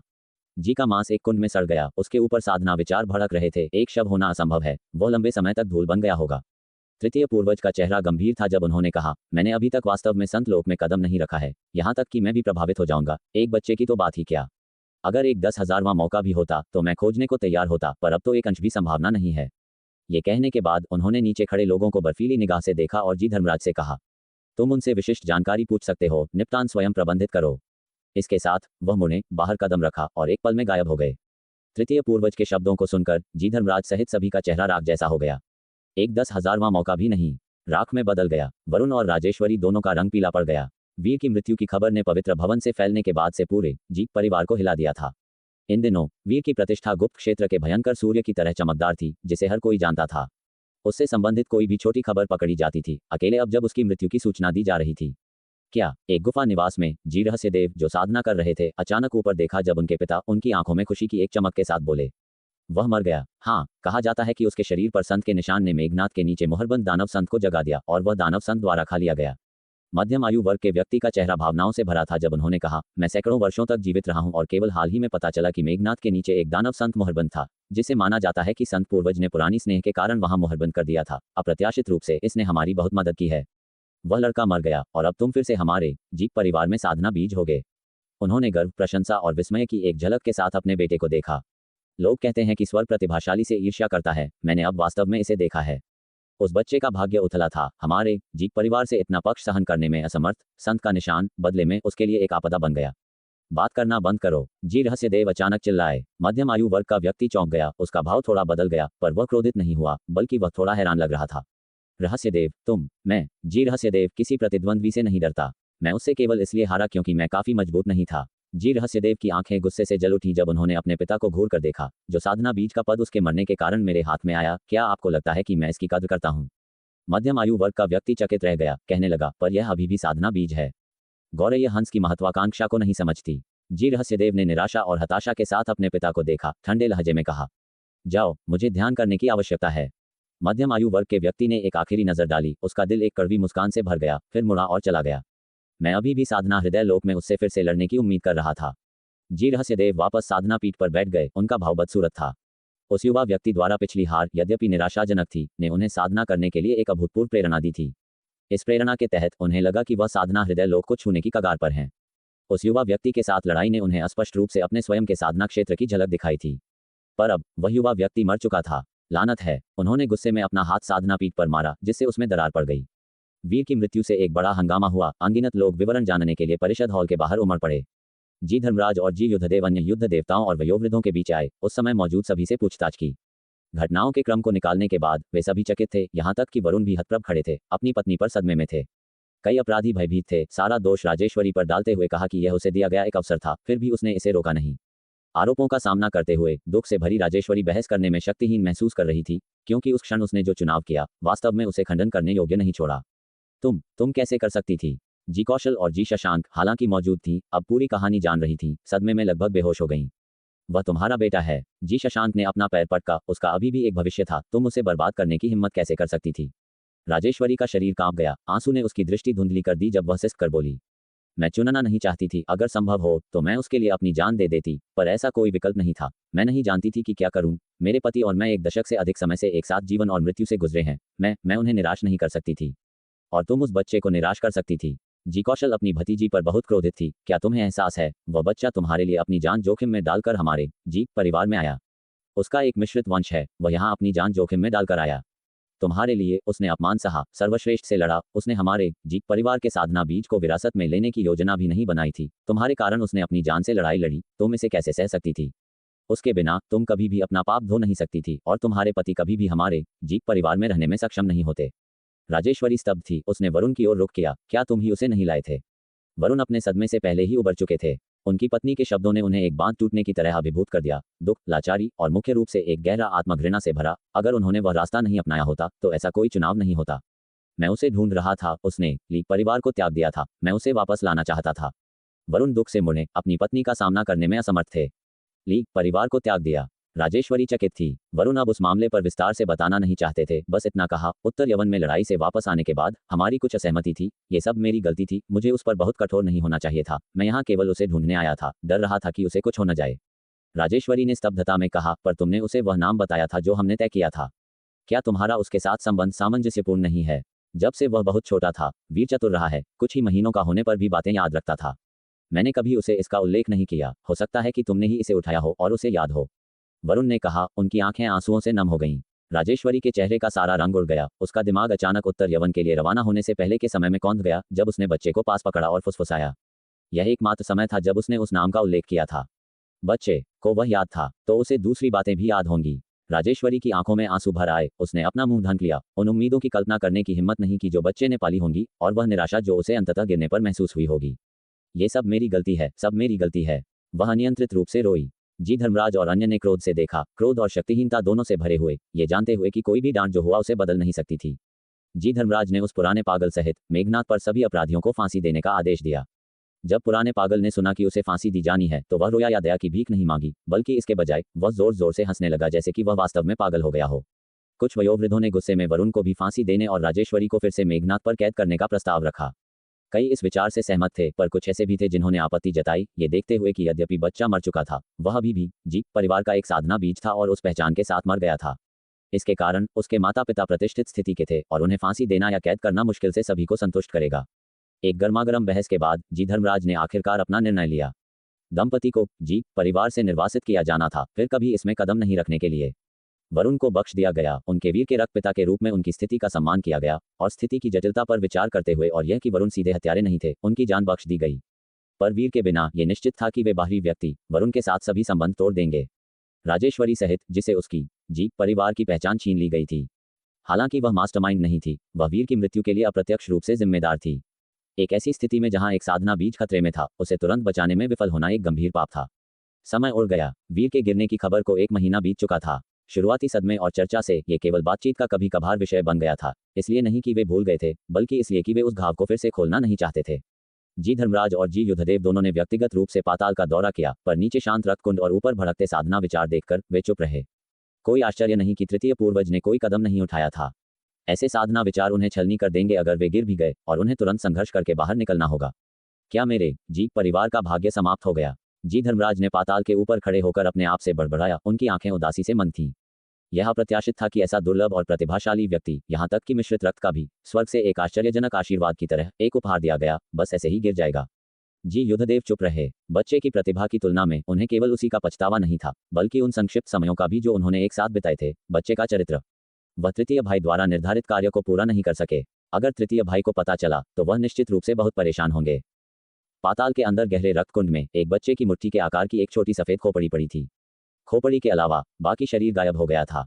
कभी कभी खोपड़ी एक लाल सुनहरी चमक उत्सर्जित करती थी। सहस्र रक्त पिशाच कला काम कर रही थी, अभी भी संघनित हो रही थी। वीर की चेतना शांत थी, कुंड से शक्ति खींच रही थी, एक सुई में धागा पिरोने की तरह लगातार बाधा पर हमला कर रही थी। समय बीतने से अनजान वीर एक पल के लिए भी रुक नहीं सकता था, क्योंकि ऐसा करने का मतलब था कि अनंत अंधेरा उसका इंतजार कर रहा था। दिन बीत गए और रक्तकुंड द्वारा धोई गई खोपड़ी और भी छोटी हो गई, एक नाखून के आकार की। वीर की दिव्य आत्मा अत्यंत फीकी पड़ गई, पर उसने हार नहीं मानी। सफेद हड्डी लगातार नष्ट होती रही और भी छोटी हो गई जब तक कि यह एक सोयाबीन की तरह न हो गई। वीर की दिव्य आत्मा उसमें पीछे हट गई, लगभग कोई और शरण नहीं थी। क्रोधित और हार्ट ब्रोकन, उसने अपनी दिव्य आत्मा को जलाने का फैसला किया ताकि रक्तकुंड से सबसे बड़ी गति से शक्ति खींच सके। जैसे ही उसकी दिव्य आत्मा उस छोटी सफेद हड्डी के भीतर एक मोमबत्ती की तरह जली, अवशोषण की गति में नाटकीय रूप से वृद्धि हुई। अचानक एक धमाके के साथ बाधा टूट गई। एक अकल्पनीय जीवन शक्ति सफेद हड्डी में फूट पड़ी। वीर को लगा कि उसने एक रहस्यमय अवस्था में प्रवेश किया है, एक ऐसी जो उसके लिए बहुत परिचित थी, जैसा कि किसी अन्य चरम लोक में प्रवेश करने पर हुआ था। वीर तुरंत समझ गया कि जिस बाधा को उसने तोड़ा था वह त्रय अमर लोक से संबंधित थी।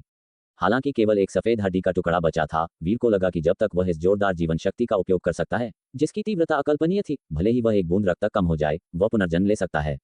अत्यधिक जीवन शक्ति के अलावा उसकी दिव्य आत्मा ने कुछ प्रकार का शोधन किया हुआ प्रतीत हुआ, जिससे ये सफेद हड्डी के साथ पूरी तरह से एकीकृत हो गई। जब तक उसके शरीर का एक हिस्सा बचा था, वह हिस्सा उसके दिव्य विचारों को आश्रय देगा और एक ही विचार रक्त की एक बूंद से पुनर्जन्म ला सकता है। अविनाशी, अनश्वर, अक्षय, ये त्रय अमर लोक थे। अब वीर ने इस चरम लोक को अविनाशी लोक माना।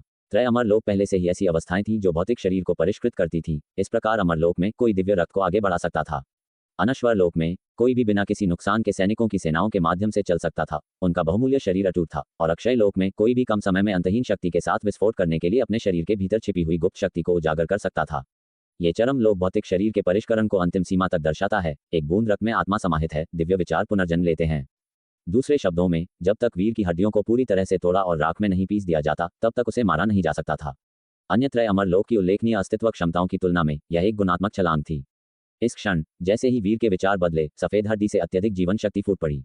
हड्डी तेजी से बढ़ी, बाल अंकुरित हुए, मांस और रक्त कोलेस्ट। पलक झपकते ही रक्तकुंड में एक सिर दिखाई दिया। पर जब सामंजस्य इस बिंदु पर पहुंच गया तो वीर रुक गया। चरम लोक तक पहुंचने पर उसके शरीर पर उसका नियंत्रण और भी सटीक हो गया था। वह अपने भीतर दो अत्यंत फीकी आभाओं को महसूस कर सकता था, और ये दो आभाएं वरुण और राजेश्वरी के रक्त रेखाओं के अलावा और कोई नहीं थीं। उसे अचानक हंसी आई। बर्फीले तूफान में युवा व्यक्ति को उसके घर से बाहर निकाल दिया गया था। जुड़वां फूलों को ऊंचा उठाना, केवल टूटी हुई जंजीरों द्वारा पाताल में पटक दिया जाना। वह बेलदानव जिसने कभी परवाह नहीं की थी, उसने चुपचाप अपनी लताएं उसकी छोटी उंगली के चारों ओर लपेट ली थी, चुपके से कभी नहीं छोड़ने का एक समझौता किया था। वे अंतिम फुसफुसाहटें जो उसके शरीर में उमड़ पड़ी थी, उसे उसकी सीमा के करीब धकेल रही थी, उसे अब पुनर्जन्म लेने की अनुमति दी। वह मुस्कुराया, एकत्रित ऊर्जा को फैला दिया। उसका शरीर तेजी से सड़ गया, सफेद हड्डी बिखर गई और नवगठित सिर पलक झपकते ही सिर्फ एक बूंद रक्त तक वापस पीस गया। पर उस बूंद रक्त के भीतर भी उन दो रक्त रेखाओं की फीकी आभाएं बनी रहीं। वीर ने एक गहरी सांस ली, ये जानते हुए कि वह जो करने वाला था वह अविश्वसनीय रूप से जोखिम भरा था। यहाँ तक कि अविनाशी लोक की क्षमताओं के साथ भी यह अभी भी विस्मृति का कारण बन सकता था।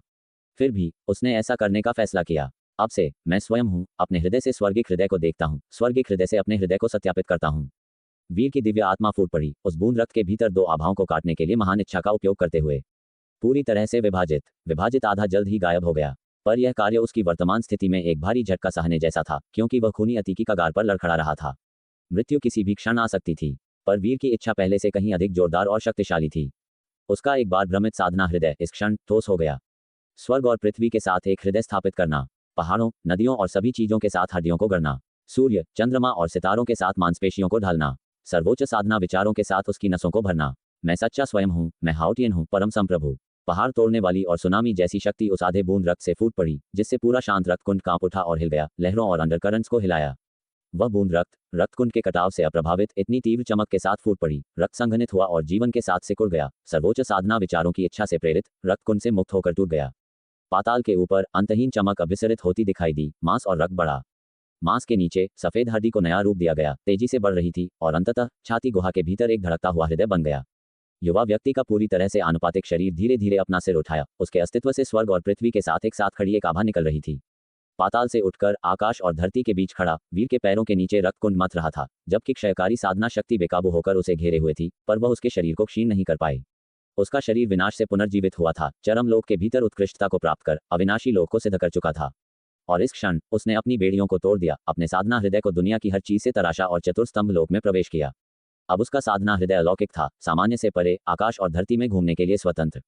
तूफान की लहरों की तरह उग्र और महासागर की तरह गहरे ऊर्जा के विस्फोट हर दिशा से उठे, उस पर आकर मिले जैसे ही साधना हृदय लोक की आभा धीरे से बाहर निकली। लेकिन ये बाहर निकलती आभाएं चारों ओर व्याप्त क्षयकारी साधना शक्ति द्वारा निगल ली गईं। युवक ने सिर ऊपर उठाया। उसका चेहरा लगभग पूर्णता के करीब था, मानो पहाड़ों और नदियों के ब्रश स्ट्रोक से जटिल रूप से उकेरा गया हो। उसकी आंखें ग्लेशियरों की तरह थीं, तीखी और भावना रहित, मानो सभी जीवित प्राणियों को ऊपर से देख रही हों, एक उदात्त उदासीनता के साथ जिसने इस दुनिया के सभी उतार चढ़ाव को देखा था। वह किसी भी चीज से अछूता प्रतीत हुआ, न कोई दुख न कोई खुशी, जीवन और मृत्यु से परे, एक भावना रहित सत्य देव की तरह। लेकिन जैसे ही उसकी नजर घूमी और रक्तकुंड में डूबी एक खुरदुरी जंजीर पर लटके काले ऊर्जा कुंड जेड बेल्ट पर पड़ी, वे बर्फीली आंखें धीरे धीरे पिघलने लगीं। फिर धीरे धीरे ठंड से गर्माहट उभरी, उस विरक्त उदात्त स्वर्गिक हृदय से इस शरीर के भीतर के हृदय में बदल गई। भौतिक शरीर के साथ पूरी तरह से विलीन हो गई। स्वर्गिक हृदय, साधना हृदय और मानव हृदय तीनों एक हो गए, सचमुच निर्वाण से लौट आए। इस क्षण कई विचार और यादों ने अपना रंग वापस पा लिया और उसकी आंखों से एक तेज रोशनी फूटी। उसका शरीर चमका और वह तेजी से रक्तकुंड की ओर गोता लगा गया। ऊर्जा कुंड जेड बेल्ट की जंजीर पर उतर गया। जंजीर अविश्वसनीय रूप से मोटी थी, जिसे पहले दानव संत को बांधने के लिए इस्तेमाल किया जाता था। वह नीचे झुका, रक्तकुंड के पास उसके किनारे से अब टूटे हुए ऊर्जा कुंड जेड बेल्ट को उठा लिया। पहले वह रक्तकुंड में डूब गया था और उसने बेल्ट को भी छोड़ दिया था। सौभाग्य से ये रक्त के पानी से तेजी से इस जंजीर पर बह गया था, जिससे ये पूरी तरह से सड़ने से बच गया। इस क्षण जेड बेल्ट के भीतर ब्रह्मांड अंतरिक्ष रक्त से मथ रहा था। वीर का दिव्य विचार उसमें उड़ गया। तुरंत अंदर स्पष्ट रूप से देखा, वहां 3 बेहोश जीवन शक्तियां थीं, दीपशेख और श्रीमती छाया और एक लाल मूंछ। लाल मूंछ को देखकर वीर की आंखें तेजी से केंद्रित हुईं और वह जल्दी से जंजीर पर एक उच्च स्थिति में कूद गया। उसने गहरी सांस ली। ब्रह्मांड अंतरिक्ष से साधना शक्ति से युक्त सभी रक्त को बाहर खींच लिया। ये रक्त का पानी उस पर उछला, जिससे क्षरण हुआ, लेकिन पहले जितना गंभीर नहीं था। अब केवल सतही जलन दिखाई दी। घाव बने लेकिन फिर तेजी से ठीक हो गए। उसके भौतिक शरीर ने दिव्य अस्त्रों के 9 परिशोधनों को पार कर लिया था, एक गुणात्मक वृद्धि हासिल कर ली थी जो संत हृदय रत्न के बराबर थी। यहाँ तक कि अगर चरम ज्ञान लोक से कोई उस पर बेखबरी में हमला करता तो भी वे उसे कोई नुकसान नहीं पहुंचा सकते थे। लेकिन इसके बावजूद वह अभी भी रक्तकुंड से साधना शक्ति के क्षरण को पूरी तरह से अनदेखा नहीं कर सकता था। आखिरकार ये संत लोक की शक्ति थी। भले ही यह अपने पूर्व स्व से तुलना न कर सके, फिर भी यह कुछ ऐसा नहीं था जिसका वह वर्तमान में विरोध कर सके। यहाँ तक कि साधना बोध लोक को भी एक परत त्वचा छीलनी पड़ती और संत हृदय रत्न भी घिस जाता। सारा रक्त पानी हटाने के बाद वीर ने अंदर दीपशेख और श्रीमती छाया को एक दूसरे से सटे गले मिलते हुए देखा। उनके बीच एक लाल मूंछ रखी हुई थी। वे सब अभी भी जीवित थे। वीर रुका, कुछ हैरान था और एक अवर्णनीय खुशी महसूस की। दीपशेख और श्रीमती छाया मूल रूप से बहुत कमजोर थे, लेकिन अब वे एक में विलीन हो गए थे। दीपशेख के साधना क्षेत्र से ढके हुए थे, फिर भी इसके मूल साधना क्षेत्र से अलग, अधिक रहस्यमय और शक्तिशाली। इसके अलावा एक अजीब बैंगनी काला और लाल प्रकाश जोड़े के चारों ओर बह रहा था, घूमता और पीछा करता हुआ। प्रत्येक में चरम पुण्य और चरम पाप की शक्ति समाई हुई थी। रक्त पानी से निकलती क्षयकारी साधना शक्ति इन 2 प्राचीन और गहन शक्तियों द्वारा काफी हद तक अवरुद्ध हो गई थी, जबकि बाकी साधना क्षेत्र द्वारा अवरुद्ध थी। हालांकि एक छोटा सा हिस्सा अभी भी रिस रहा था। इस वजह से उनके शरीर में क्षय के हल्के संकेत दिखाई दे रहे थे। ये एक रक्तरेखा जागरण है। वीर ने बैंगनी काली आभा और लाल चमक पर एक नजर डाली, ये सोचते हुए कि जी मेघनाथ ने एक बार क्या कहा था कि दीपशेख और श्रीमती छाया मूल रूप से एक थे, एक प्राचीन दिव्य पशु रक्तरेखा के साथ। अब ये आभाएं जिनमें गहन प्राचीन शक्तियां समाई हुई थी, उनकी रक्तरेखा के भीतर छिपी हुई शक्ति लगती थी। मोह नदी में जीवन और मृत्यु की स्थितियों का सामना करना और फिर यहाँ ने आखिरकार इसे ट्रिगर कर दिया था। उनकी तुलना में वीर लाल मूंछ के बारे में अधिक चिंतित था, जिससे एक अत्यंत बेहोश उपस्थिति निकल रही थी जो उसे अनजान लगती थी। वीर को अपने दिल में एक दर्द महसूस हुआ। वह अभी भी इसे बाहर नहीं निकाल सकता था, क्योंकि यह आसपास के दानव संत साधना शक्ति को अलग नहीं कर सकता था। एक गहरी सांस लेते हुए वीर ने अपने पैनल तक पहुंचा और अंक जोड़ने का विकल्प चुना। साधना हृदय लोक पर अवरोध पहले टूट गया था, जिसमें 3 कौशल अंक बचे थे। उसके चयन के साथ एक अंक तुरंत काट लिया गया और भौतिक शरीर साधना 7वें चरण से 8वें चरण तक बढ़ गया। एक पल में एक विशाल जानकारी का भंडार उसके दिमाग में भर गया, जैसे अदृश्य दुनिया से एक विरासत लगातार डाली जा रही थी। वीर पालथी मारकर बैठ गया, यह महसूस करते हुए कि आकाश और पृथ्वी एक पर्दे की तरह थे, जिसे वह साधना हृदय लोक में कदम रखने के बाद थोड़ा प्रयास करके छू और फाड़ सकता था। तुरंत उसने अपने साधना हृदय का उपयोग शून्य को खोलने के लिए किया, व्यक्तिगत ब्रह्मांड अंतरिक्ष का एक छोटा सा टुकड़ा बनाया। उसने इसे सीमा तक नहीं बढ़ाया, यह अभी के लिए पर्याप्त था। आगे उसने ऊर्जा कुंज जेड बेल्ट को इसमें डालने का इरादा किया, लेकिन एक प्रतिरोधी शक्ति महसूस हुई। ये प्रतिरोधी शक्ति ऊर्जा कुंज जेड बेल्ट के भीतर ब्रह्मांड अंतरिक्ष से उत्पन्न हुई। वीर को एहसास हुआ कि इस तरह के ब्रह्मांड अंतरिक्ष रत्न को किसी अन्य ब्रह्मांड अंतरिक्ष के भीतर संग्रहित नहीं किया जा सकता है, दोनों अंतरिक्ष ओवरलैप नहीं कर सकते थे।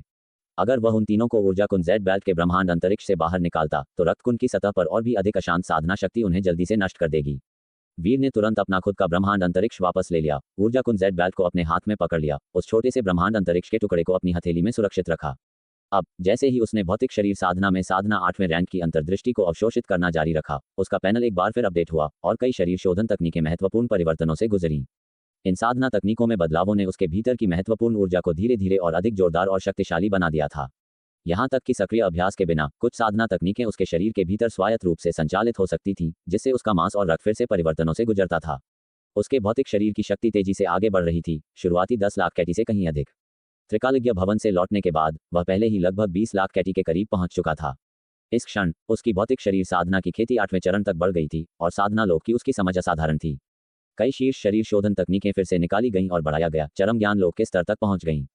यहाँ तक कि द्वितीय श्रेणी की शरीर शोधन तकनीकें भी एक अतुल्य स्थिति हासिल कर चुकी थीं और एक अलौकिक डिग्री तक बढ़ चुकी थीं। इसने एक व्यापक गुणात्मक परिवर्तन और छलांग का प्रतिनिधित्व किया। उसकी शारीरिक शक्ति बढ़ती रही। उसी समय बस कुछ ही क्षणों में जब वह गतिहीन बैठा था, केवल कुछ साधना तकनीकों के स्वायत्त संचालन ने उसकी महत्वपूर्ण ऊर्जा को तेजी से बढ़ाया। एक ही झटके में भाग्य विपरीत लोक में टूट गया।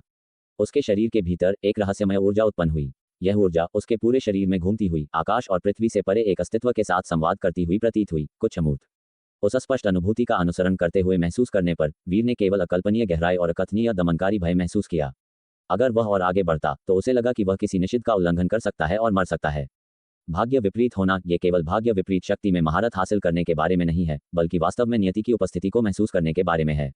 इस प्रकार अपनी तुच्छता और आकाश और पृथ्वी के विस्तार को भी महसूस करना। भाग्य विपरीत लोक तक पहुंचना इसके बजाय किसी को और अधिक विनम्र और श्रद्धावान बना देगा। पहले वीर को मेरिट खजाना तिजोरी से बदली गई जीवन विपरीत शक्ति का अच्छी तरह से अनुभव करने का मौका नहीं मिला था, लेकिन अब यह ऊर्जा उसकी अपनी खेती से संबंधित थी। जल्द ही कई साधना तकनीकों के विचार उसके दिमाग में भर गए, जिससे वीर का ध्यान बाकी सब चीजों से हट गया। उसका दिमाग एक उग्र तूफान की तरह था। 7 या 8 चरम ज्ञान लोक स्तर की शरीर शोधन तकनीकों, साथ ही दर्जनों अतुल्य स्तर की शरीर शोधन तकनीकों को घटाना और फ्यूज करना, सैकड़ों तरीकों की ताकत को एकीकृत करना, महासाधना को मिलाना और अपनी खुद की अंतिम तकनीक को तराशना। हालांकि उसकी अंतिम तकनीक न तो खड्ग साधना थी और न ही मुट्ठी कौशल। इन दोनों प्रमुख मार्गों ने अभी तक 7वें चरण तक नहीं पहुंचा था। अकेले रिफाइनिंग और अपनी खुद की अंतिम तकनीक को घटाना छोड़ दें। वह भौतिक शरीर साधना की चरम शरीर शोधन तकनीक खोल रहा था। लंबे समय तक पालथी मारकर बैठने के बाद वीर ने अचानक अपनी आंखें खोलीं। कई शरीर शोधन तकनीकें इस क्षण एक में विलीन हो गईं और उसने अपनी चरम शरीर शोधन तकनीक को समझा। उसका मांस एक लाल गर्म रंग का था, असंख्य ऊर्जा तरंगों के साथ भाप निकल रही थी। लेकिन जल्द ही उसका लाल गर्म मांस एक सुनहरे लाल रंग में बदल गया, जैसे कि एक दिव्य शक्ति अवस्था में प्रवेश कर रहा हो। लेकिन वास्तव में उसने इसमें प्रवेश नहीं किया था। ये बस उसकी शारीरिक शक्ति की परिणति थी, जिसमें उसका महत्वपूर्ण रक्त कोलेसिंग और बदल रहा था। सर्वोच्च विश्व पूज्य शरीर वीर रक्तकुंड के ऊपर जंजीरों पर पालथी मारकर बैठ गया। उसका शरीर सुनहरी दिव्य रोशनी से फूट रहा था।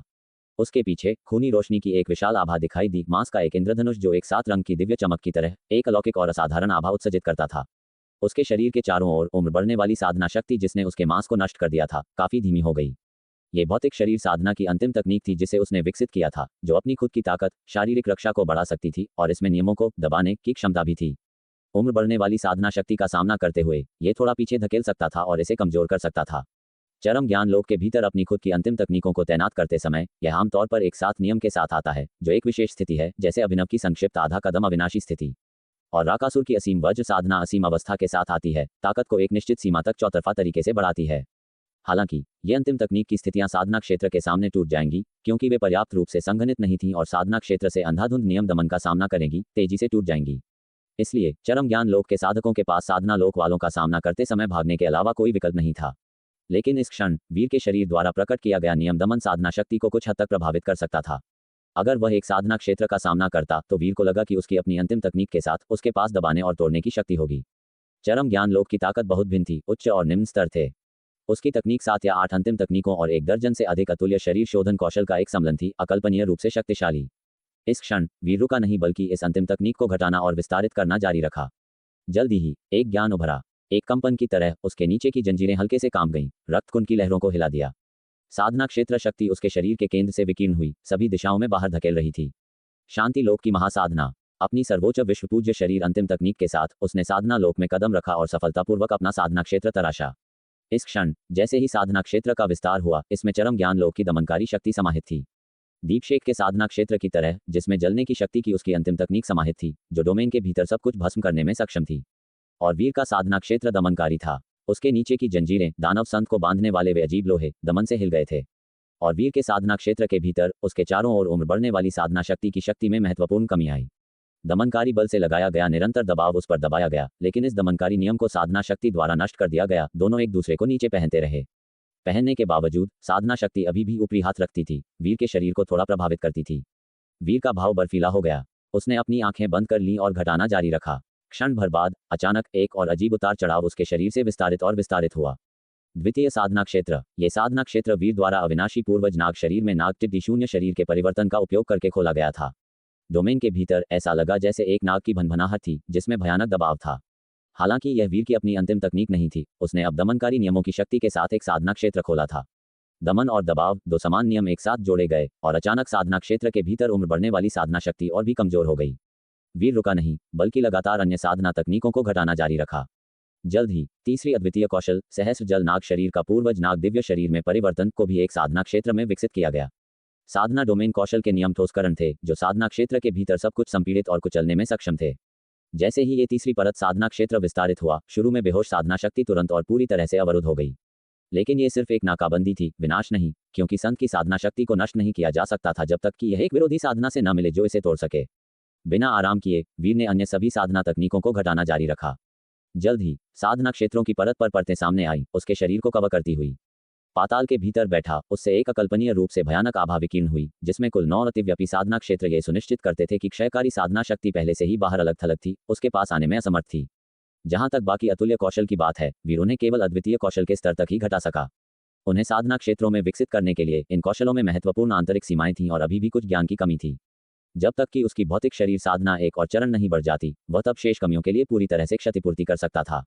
हालांकि दर्जनों अतुल्य कौशल को अद्वितीय कौशल के स्तर तक घटाना पहले से ही दुनिया को सदमे और विस्मय में डालने के लिए पर्याप्त था। वीर खड़ा हो गया और पाताल के भीतर अभ्यास करना जारी रखा। उसका मांस और रक्त संपीड़ित और सिकुड़ गया। यहाँ आकाश और पृथ्वी की शक्ति के बिना उसने रक्त कुंड से दानव संत के ताजे रक्त पर आकर्षित किया, सहस्र रक्त पिशाच कला का उपयोग करके इसे अवशोषित किया, इसे आकाश और पृथ्वी की शक्ति में परिवर्तित किया और खुद को मजबूत किया। उसकी आभा लगातार चढ़ रही थी, अधिक संघनित हो रही थी और उसका मांस तेजी से बदल रहा था। भौतिक शरीर शक्ति तेजी से बढ़ रही थी। मूल रूप से 20 लाख कैटी से कम ताकत। जैसे ही वीर ने अभ्यास किया, ये धीरे धीरे 30 लाख, 40 लाख, 50 लाख कैटी तक चढ़ गई। ये पहले ही दिव्य शक्ति अवस्था के 5 गुना से अधिक हो गया था। बस भौतिक शरीर साधना के 7वें चरण से 8वें चरण तक के उदय कई कौशलों के परिवर्तन के साथ मिलकर इस तरह के एक अतिरंजित वृद्धि का कारण बना था। मुझे आश्चर्य है कि क्या 1 करोड़ कैटी तक पहुंचना एक बार फिर सीमा को तोड़ देगा। वीर की आंखें चली गईं, लेकिन ऐसा करने के लिए उसे दर्जनों और शरीर शोधन तकनीकों की आवश्यकता होगी और वे वर्तमान लोगों के साथ ओवरलैप नहीं कर सकते थे, जिन्हें ढूंढना आसान नहीं था। उसने इस पर ध्यान नहीं दिया और अभ्यास करना और अवशोषित करना जारी रखा। रक्तकुंड, जो मूल रूप से उसके जीवन के लिए खतरा था, अब पोषण बन गया जिसने उसे समृद्ध किया। केवल अब वीर को रक्तकुंड को महसूस करने का अवकाश मिला। उसमें समाहित शुद्ध रक्त ऊर्जा उतनी विशाल नहीं थी जितनी उसने कल्पना की थी। दानव संत 10,000 साल पहले मर गया था, मृत्यु से पहले अपने भौतिक शरीर को गंभीर रूप से समाप्त कर दिया था। उसका सार रक्त जल गया था, केवल भ्रष्ट मांस को छोड़कर। लेकिन आखिरकार यह एक दानव संत का सार था। वीर को रक्तकुंड में शुद्ध शक्ति को पूरी तरह से सूखने के लिए कई दिनों तक लगातार अवशोषण करना पड़ा, जो सभी खुद को मजबूत करने के लिए परिवर्तित हो गए थे। उसकी भौतिक शरीर शक्ति एक बार फिर बढ़ी, 50 लाख कैटी से लगभग 70 लाख कैटी तक, 2 दिव्य शक्ति अवस्थाओं के बराबर। और उसके भौतिक शरीर की ताकत पहले की तुलना में स्पष्ट रूप से अधिक शक्तिशाली थी। हालांकि किस हद तक, वीर खुद नहीं जानता था।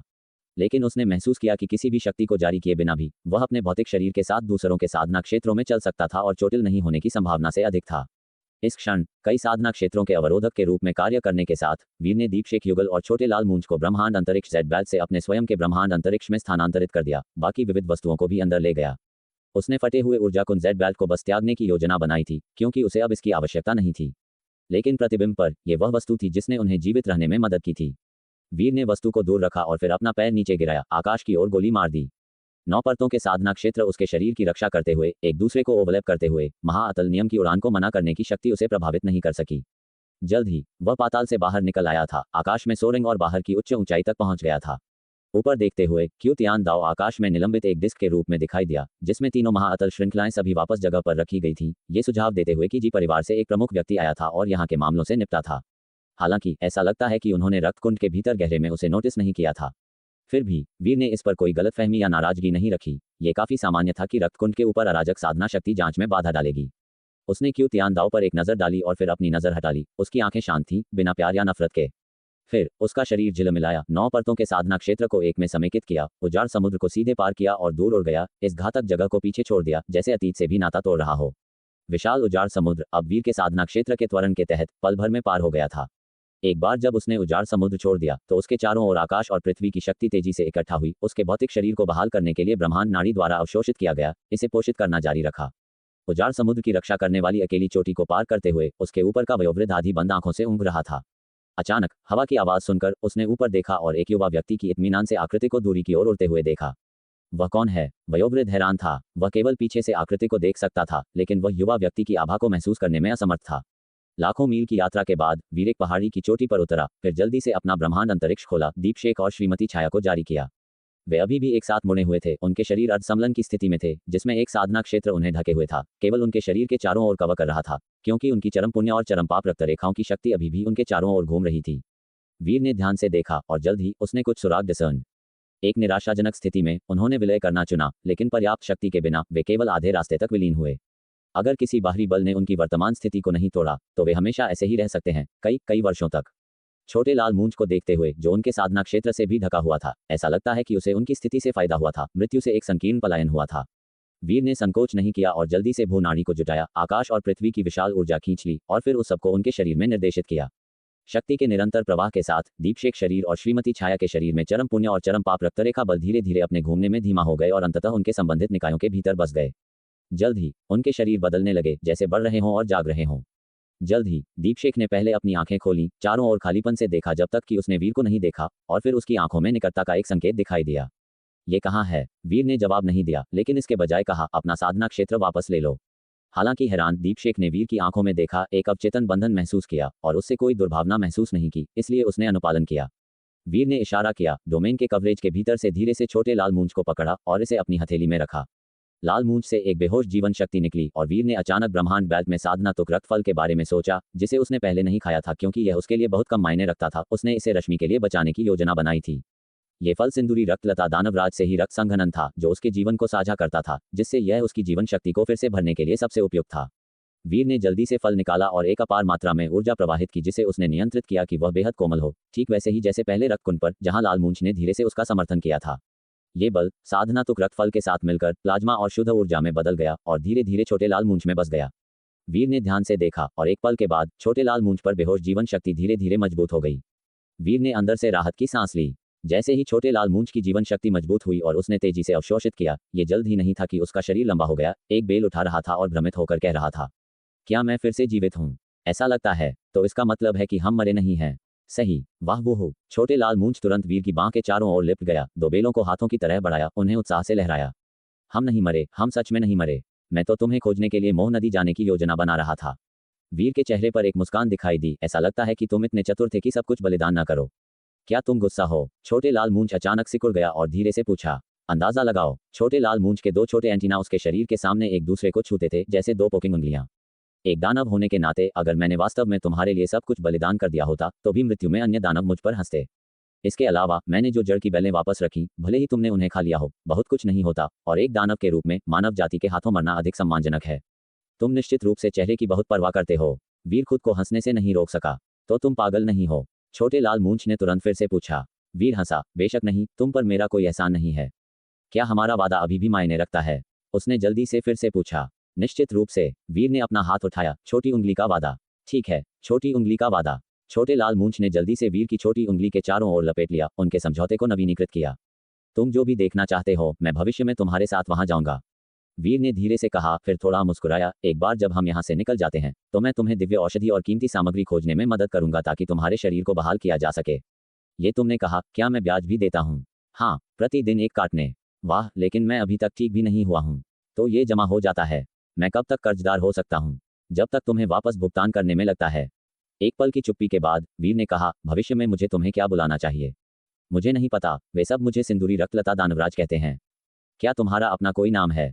नाम? क्या सिंदूरी रक्तलता दानवराज एक नाम नहीं है? उसे एक उपाधि माना जाना चाहिए।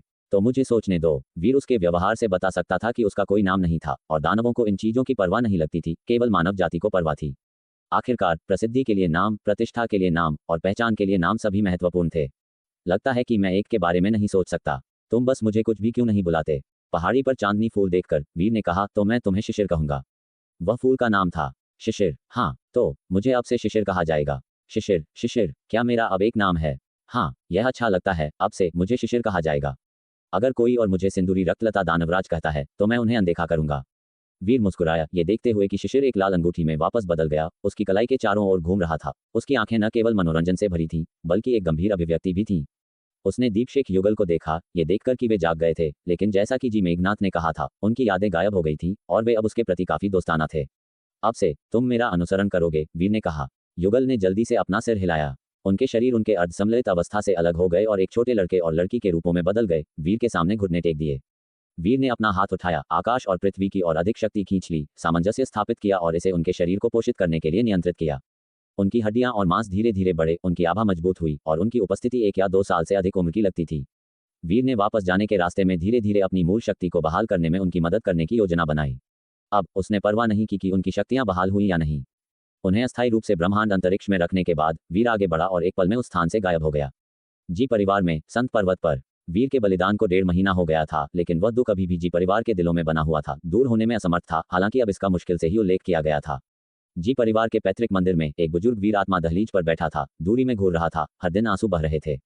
उसकी बेटी चली गई थी और उसका सबसे उत्कृष्ट पोता भी चला गया था। उसने कभी नहीं सोचा था कि मरने के बाद वह इतने आंसू बहाएगा, इतना दुख देगा।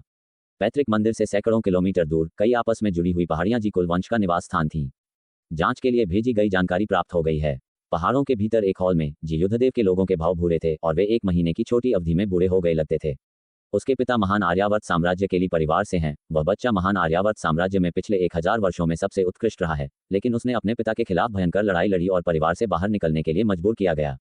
कोई आश्चर्य नहीं कि उसका उपनाम जी है। लेकिन राजेश्वरी, वह जांच रिपोर्ट पढ़ने के बाद उनके भाव बदसूरत थे, दिल दुख से भरे थे।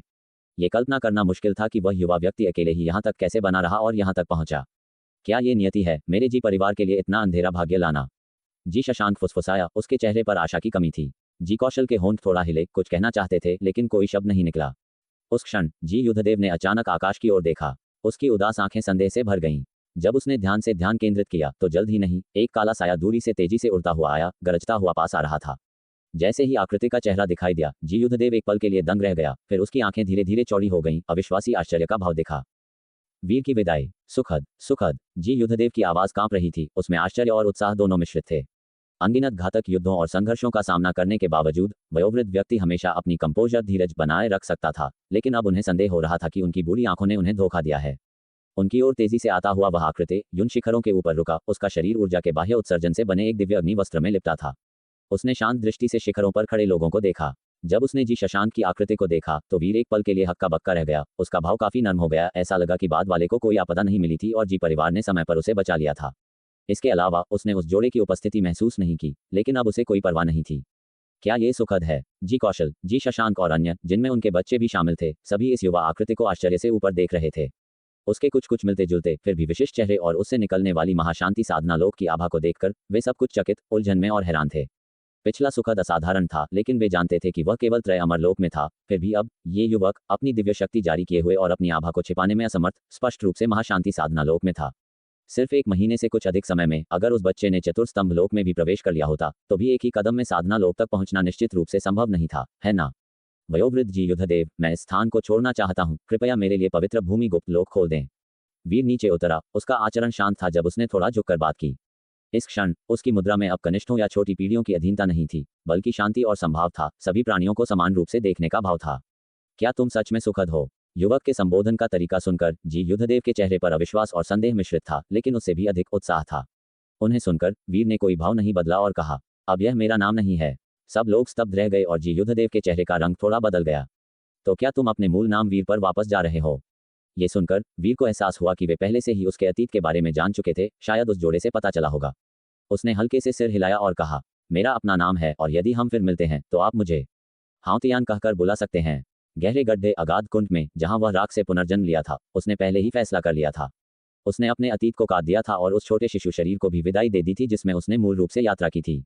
तुम्हें एक बच्चे का शरीर दिया, तुम्हें दोनों माता पिता वाले परिवार में लौटा दिया। अब से यह उसका अपना जीवन होगा। उसने उस जोड़े का उपकार चुका दिया था, उनका कुछ भी ऋणी नहीं था, न ही उस शिशु का जिसके शरीर पर उसने कब्जा कर लिया था। आखिरकार उसके बिना वह बच्चा 6 साल की उम्र में रणवीर हवेली द्वारा की गई हत्या में मर चुका होता। अब वह पूरी तरह स्पष्ट था। वीर के शब्दों को सुनकर सब लोग हक्के बक्के रह गए। हाउतियान, उसका उपनाम क्या है? मेरे बच्चे, हम पहले से ही जानते हैं कि क्यूटियन डाउ शरद स्वर्ग मार्ग पर क्या हुआ था और हमने वहां के सभी अपराधियों को फांसी दे दी है। जी कौशल ने जल्दबाजी में कहा, तुम्हारे माता पिता, हमने उन्हें पहले परिवार के नियमों के अनुसार निष्कासित कर दिया था। हमें लगा कि तुम मर गए हो, लेकिन अब तुम वापस आ गए हो। अगर तुम सहमत हो तो हम लोगों को उन्हें ढूंढने और वापस लाने के लिए भेजेंगे। वीर भावहीन रहा और कहा, वयोवृद्ध कौशल, मेरा कोई माता पिता नहीं है। जी परिवार उनका कैसे निपटारा करता है, चाहे पुरस्कार दे या दंडित करे, सही हो या गलत, इसका मुझसे कोई लेना देना नहीं है। मैं यहाँ सिर्फ इसलिए आया हूँ ताकि आप पवित्र भूमि गुप्त लोक खोल दें, अन्यथा मुझे इसे जबरदस्ती खोलना पड़ सकता है, जिससे आपको चोट लग सकती है। युवक के शब्दों को सुनकर सबने आश्चर्य से वीर की ओर देखा, लेकिन फिर उन्हें महान आर्यावर्त साम्राज्य से आई खबर याद आई। 1 महीने पहले परिषद हॉल में कई वयोवृद्धों की धर्मप्रायण आक्रोश की गर्जनाएं और उस जोड़े पर बरसे गए फटकार, वे सब चुप हो गए। अगर उस समय वीर की साधना बीज की स्थिति न होती तो वह जोड़ा शायद परिषद हॉल से बाहर नहीं निकल पाता। भले ही राजेश्वरी को बूढ़े 13वें ने हताश होकर बचाया होता, उसकी जान बख्श दी जाती, उसके पति की निस्संदेह मृत्यु हो गई होती। आखिरकार साधना बीज के बिना जी परिवार के साधना बीज की अप्रत्यक्ष रूप से मृत्यु का कारण बनने पर भी माफी असंभव थी। मेरे बच्चे, हालांकि तुम्हारे माता पिता मूर्ख थे, फिर भी तुम्हारे पास हम हैं, तुम अभी भी जी परिवार का हिस्सा हो। हम तुम्हें पोषित करने के लिए अपनी पूरी कोशिश करेंगे। जी शशांक ने आग्रह से कहा। हाँ, तुम हमारे जी परिवार के सदस्य हो। हमसे पहले लापरवाही हुई थी। अगर तुम गुस्सा हो तो हम तुम्हारी हर तरह से मदद करेंगे। अन्य लोगों ने भी बात की, वीर की ओर चिंतित चेहरों से देख रहे थे। वीर ने जवाब नहीं दिया, इसके बजाय जी युद्धदेव की ओर देखा, जो उसे अचरज से घूर रहे थे। पहले जब वह गड्ढे से निकला था तो उसके कपड़े नष्ट हो गए थे, अब उसके वस्त्र दिव्य शक्ति से बने थे, जिससे सर्वगुण विशेषताएं को पूरी तरह से छिपाना असंभव हो गया था। ये देखकर कि वयोवृद्ध ने पहले ही जांच कर ली थी, वीर ने इसे छिपाया नहीं और इस क्षण बस सर्वगुण विशेषताएं बंद कर दी, अपनी शारीरिक आभा को पूरी तरह से प्रकट कर दिया। देवियों और सज्जनों, अच्छी तरह से देखें, क्या मुझ में अभी भी जी परिवार की आभा का कोई निशान है? वीर ने कहा। सब लोग स्तब्ध रह गए और जल्दी से महसूस किया और अन्वेषण किया, और फिर उनके भाव नाटकीय रूप से बदल गए, सदमे में वीर की ओर देख रहे थे। तुम कैसे कर सकते थे? जी कौशल चकित थे, अपने सदमे को नियंत्रित नहीं कर पाए। क्या तुम सच में सुखद हो? तुम्हारी उपस्थिति, तुम्हारी साधना। इस क्षण वीर की उपस्थिति बदल गई थी और उसकी साधना का स्तर भी महाशांति साधना लोक में उनके समान स्तर तक पहुंच गया था, जिसने अविश्वसनीयता को और बढ़ा दिया। उन्होंने पहले जांच नहीं की थी, लेकिन अब वे रक्त रेखा को भी महसूस नहीं कर पा रहे थे। मैंने अपने शरीर को फिर से आकार दिया है। अब से मैं स्वयं हूं। वीर ने छिपाया नहीं, बल्कि शांत होकर कहा, तुम्हारा सुखद मर चुका है, अब से केवल हाउतियान है। युवक के शब्द हर किसी के दिल पर शाम की ढोल या सुबह की घंटी की तरह लगे। दूर से कई आकृतियां उनकी ओर तेजी से आईं, वीर की अपरिचित उपस्थिति को महसूस करते हुए। उनमें जी धर्मराज और जी पार्थ थे। जब एक अपरिचित महाशांति साधना लोक अचानक संत पर्वत के शीर्ष पर प्रकट हुआ तो सब हैरान और चकित थे। अब जी युद्धदेव के लोगों से घिरे युवक को देखकर वे और भी हैरान थे। उन्होंने वे शब्द भी सुने जो वीर के मुंह से निकले थे। थोड़ी देर की हैरानी के बाद वे जल्दी से आगे बढ़े और भीड़ के ठीक बाहर रुक गए। जी धर्मराज ने वीर की जांच की और आश्चर्य में कहा, तुम खुद गड्ढे से बाहर आए? क्या तुम खुद चढ़कर बाहर निकले? वीर ने इस परिवार के मुखिया की ओर देखा और अभिवादन के रूप में हल्का सा सिर हिलाया। जी परिवार के अन्य सदस्यों ने जी धर्मराज को देखकर जल्दी से गहराई से सिर झुकाया। जी पार्थ ने भी वीर को ध्यान से देखा। उनकी आंखों में सदमे का एक निशान झिलमिलाया। युवक में अब जी परिवार के सार का कोई निशान नहीं था, लेकिन वह एक ईथरीय और उत्कृष्ट आभा रखता था, जो पहले से भी अधिक दुर्जय और भयानक लग रहा था। रक्त रेखा की शक्ति कुछ ऐसी थी जिसके लिए जी परिवार की हर संतान अपने पूरे जीवन भर प्रयास करती थी। फिर भी इस युवक ने उस रक्त रेखा को त्याग दिया था। इसने उन्हें एक जटिल और अवर्णनीय भावना दी, जैसे कि कुछ ऐसा जिसे उन्होंने बचपन से ही हताश होकर पीछा किया था, उसे दूसरे युवक ने लापरवाही से फेंक दिया हो, जिसने उसे बहा देने के बाद हताश नहीं हुआ बल्कि और भी ऊंचा और आगे निकल गया। मेरे बच्चे, तुम इतने मूर्ख कैसे हो सकते हो? हालांकि यह तुम्हारे माता पिता की गलती थी, फिर भी तुम हमारे जी परिवार की संतान हो। जी कौशल का चेहरा पीला पड़ गया, इस भारी आघात को स्वीकार करने के लिए संघर्ष कर रहे थे। युवक ने जी परिवार की रक्त रेखा को काट दिया था, क्या वे अब उसे हमेशा के लिए नहीं खो चुके थे? वीर चुप रहा, अपने चारों ओर शोकपूर्ण क्रंदनों को देख रहा था।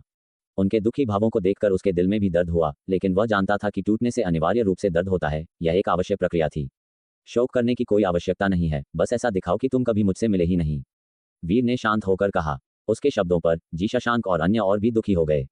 शानदार आतिशबाजी देखने के बाद उस चमक को कैसे भुलाया जा सकता है? अगर वे वीर से कभी नहीं मिले होते तो उन्हें स्वाभाविक रूप से ये दर्द महसूस नहीं होता, लेकिन अब जब वे मिले थे तो यादों को मिटाया नहीं जा सकता था और न ही समय पीछे बह सकता था, इसलिए यह आगनी पीड़ा थी। जी धर्मराज भी समझ गए कि क्या हुआ था। हालांकि उन्हें नहीं पता था कि वीर गड्ढे से कैसे बाहर निकला था या उसकी उपस्थिति इतनी तेजी से कैसे बदल गई। इसमें कोई संदेह नहीं था कि वीर के साथ कुछ अविश्वसनीय हुआ था, शायद एक उच्च प्रमुख लोक में भी प्रवेश कर गया था। वे महान आर्यावर्त साम्राज्य से पहले लाई गई जानकारी से युवक की उम्र भी जानते थे। दिनों की गिनती करें तो वह मुश्किल से 16 साल का था, 1 महीना कम। और फिर भी वह महाशांति साधना लोक में था। उनके साधना रिकॉर्ड्स ने अब जी परिवार के 10,000 वर्षों के पूरे इतिहास को पार कर लिया था। इतना ही नहीं, पूरे महाविराट स्वर्ग में भी किसी इतने कम उम्र के व्यक्ति का महाशांति साधना लोक में होना अनसुना था। आखिरकार चरम ज्ञान लोक से महाशांति साधना लोक तक की छलांग एक अत्यंत गहरी दहलीज थी। क्या तुम सच में हमारे जी परिवार को छोड़ने का इरादा रखते हो? जी धर्मराज खुद को पूछने से नहीं रोक पाए। इस क्षण उनका दिल भी दुख से भरा था। वीर की साधना के साथ उसने पहले त्रय अमर लोक में साधना क्षेत्र को तोड़ दिया था और अब वह शायद महाशांति साधना लोक पर हावी हो सकता था, तर्कसंगत रूप से स्वर्गिक मानव लोक के नीचे अपराजय। ऐसी युद्ध शक्ति, ये कहना कि वह 10,000 वर्षों में जी परिवार का सबसे मजबूत साधना बीज कौतुक था, कोई अतिशयोक्ति नहीं थी। अब क्या वे उसे हमेशा के लिए खोने वाले थे? अन्य लोगों ने भी उसे समझाने की कोशिश की, सभी ने शोक संतप्त भाव दिखाए। वीर ने जी धर्मराज की ओर देखा, जवाब नहीं दिया, लेकिन पूछा, अब मुझ में जी परिवार की रक्त रेखा का कोई निशान नहीं है। अगर मैं रहता हूं तो क्या मुझे अभी भी साधना बीज माना जा सकता है? युवक के सवाल पर जी धर्मराज एक पल के लिए चकित रह गए, हिचकिचाए, हाँ कहने वाले थे, लेकिन फिर रुक गए। अब वीर में जी परिवार की कोई रक्त रेखा नहीं थी। मूल रूप से अब वह जी व्यक्ति नहीं था। वह अभी भी जी परिवार के साधना बीज की भूमिका कैसे निभा सकता था? अतीत में उन्होंने कभी भी इस तरह के सवाल पर विचार नहीं किया होगा, निश्चित रूप से असंभव था, लेकिन अब ये युवक कभी जी था और जी परिवार में ऐसी स्थिति पहले कभी नहीं हुई थी। अगर तुम, जी धर्मराज हिचकिचाए, जवाब देने वाले थे, लेकिन वीर ने पहले ही सिर हिला दिया था, कहा, चलो अच्छे शब्दों पर विदा लेते हैं, दोनों पक्षों के लिए गरिमा के साथ। जी धर्मराज कांप उठे। युवक की शांत आंखों में देखते हुए उन्हें अचानक समझ में आया कि वह अब उसे और नहीं समझा सकते। बच्चे, तुमने जी परिवार का हिस्सा होने का सही मायने में आनंद नहीं लिया है। तुम हम पर उपकार करो, हमें सुधारने का मौका दो। जी शशांक ने वीर का हाथ पकड़कर दुख में कहा। वीर ने हल्के से सिर हिलाया, कहा, गड्ढे के ऊपर जाने देने का उपकार मुझे याद है। भविष्य में अगर कोई अवसर मिला तो मैं तुम्हें एक बार मदद कर सकता हूँ। वह कोई उपकार नहीं है, मैं ही तुम्हें रोके हुए थी, जाने देना सिर्फ सही था, और अंत में मैं तुम्हारी मदद भी नहीं कर सकी। दो अलग मामले। कुछ लोग मरने का सामना करने पर भी नहीं जाने देंगे। मदद आती है या नहीं, ये परिणाम है, मदद करने का इरादा मायने रखता है, और मैं उसे स्वीकार करता हूँ। वीर ने समझाया। वीर को इस तरह के एक प्रतीत होने वाले मामूली मामले को इतना गंभीरता से लेते हुए सुनकर जी शशांक के लिए अपने दुख को रोकना और भी मुश्किल हो गया। अपने जाने देने के कार्य को एक उपकार मानते हुए इस बच्चे को रक्त रेखा को काटने के लिए मजबूर करने के लिए अपने माता पिता से कितनी निराशा और उपेक्षा का सामना करना पड़ा होगा। बच्चे, तुम्हारे माता पिता हमेशा युद्ध में थे और तुम्हारे साथ नहीं रह सकते थे। अपनी बुआ को तुम्हारी देखभाल करने का मौका दो, ठीक है? जी शशांक ने विनती की। अभी भी वीर को रखना चाहती थी, भले ही उसमें अब जी परिवार की कोई रक्त रेखा नहीं थी। उनकी आंखों में वह अभी भी उनका भतीजा था। वीर ने अपनी पूर्व बुआ के इरादों को महसूस किया, हल्के से मुस्कुराया। उसकी आंखें समझ और शांति से भरी थीं। बचपन से मैं अकेला रहा हूँ, सर्वलोक तारे की पीढ़ियों की देखभाल कर रहा हूँ, और आगे भी ऐसा ही रहेगा। वह बच्चा जो आंगन में अकेला बैठकर तारों वाले आकाश को देखता था, अभी भी उसके दिल में ठहरा हुआ था। लेकिन वह आंगन अब वहां नहीं था। वह छोटी पूंछ जो उस आंगन में उसका पीछा करती थी, वह भी जा चुकी थी। वह रक्त रेखा का कनेक्शन जो सैकड़ों हजारों मील तक पहुंचता था और उस आंगन के साथ प्रतिध्वनित होता था, वह भी जा चुका था। लेकिन सर्वलोक तारे अभी भी वहां थे। वह शुद्ध हृदय वाला बच्चा अभी भी वहां था। वीर के शब्दों को सुनकर जी शशांक को ऐसा लगा जैसे उनके दिल में जोरदार वार किया गया हो, और आंसू जो उन्होंने मुश्किल से रोके थे, एक बांध टूटने की तरह फिर से बहने लगे। अन्य लोग जो उसे समझाना चाहते थे, उन्होंने उस क्षण अपने मुंह बंद कर लिए और चुप हो गए। युवक की कोमल और शांत आंखों और भौतिक दुनिया से परे अद्वितीय स्वभाव को देखकर उन सभी को एक गहरा दुख महसूस हुआ, ये जानते हुए कि यह तेजस्वी कौतुक अब जी परिवार का नहीं था। जब युवक पहाड़ पर आया था और जी उपनाम का दावा किया था, तो उसे अनगिनत लोगों से अस्वीकृति और तिरस्कार का सामना करना पड़ा था। अब जब वह जा रहा था तो हर कोई चाहता था कि वह उस उपनाम को वापस ले ले, लेकिन उन्होंने निराशा में महसूस किया कि यह अब संभव नहीं था।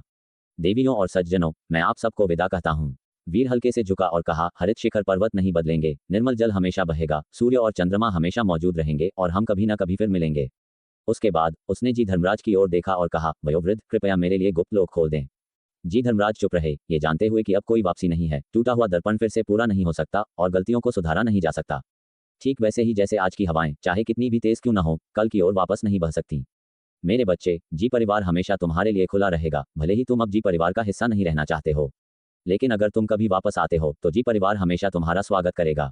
जी धर्मराज ने गहराई से वीर को देखा और एक एक शब्द करके कहा, अगर तुम भविष्य में कभी मुश्किलों का सामना करते हो तो बस एक पत्र भेज देना, और जी परिवार निश्चित रूप से हमारी पूरी शक्ति के साथ तुम्हारी सहायता करेगा। वीर बस हल्के से मुस्कुराया, जवाब नहीं दिया। दूसरा व्यक्ति एक ऐसा परिवार का मुखिया था जो 10,000 वर्षों तक चला था। उसके शब्द दयालु थे लेकिन रणनीतिक भी थे। जी धर्मराज ने युवक की स्पष्ट और शांत फिर भी परिपक्व आंखों को देखा। वह जानते थे कि उसे एक साधारण युवक के रूप में नहीं माना जा सकता, और वास्तव में उनके शब्दों में नुकसान को कम करने का इरादा था। आखिरकार वीर जैसा कौतुक भविष्य में विशाल विल्डरनेस निर्जन प्रदेश में एक गूंजने वाली उपस्थिति बनने वाला था।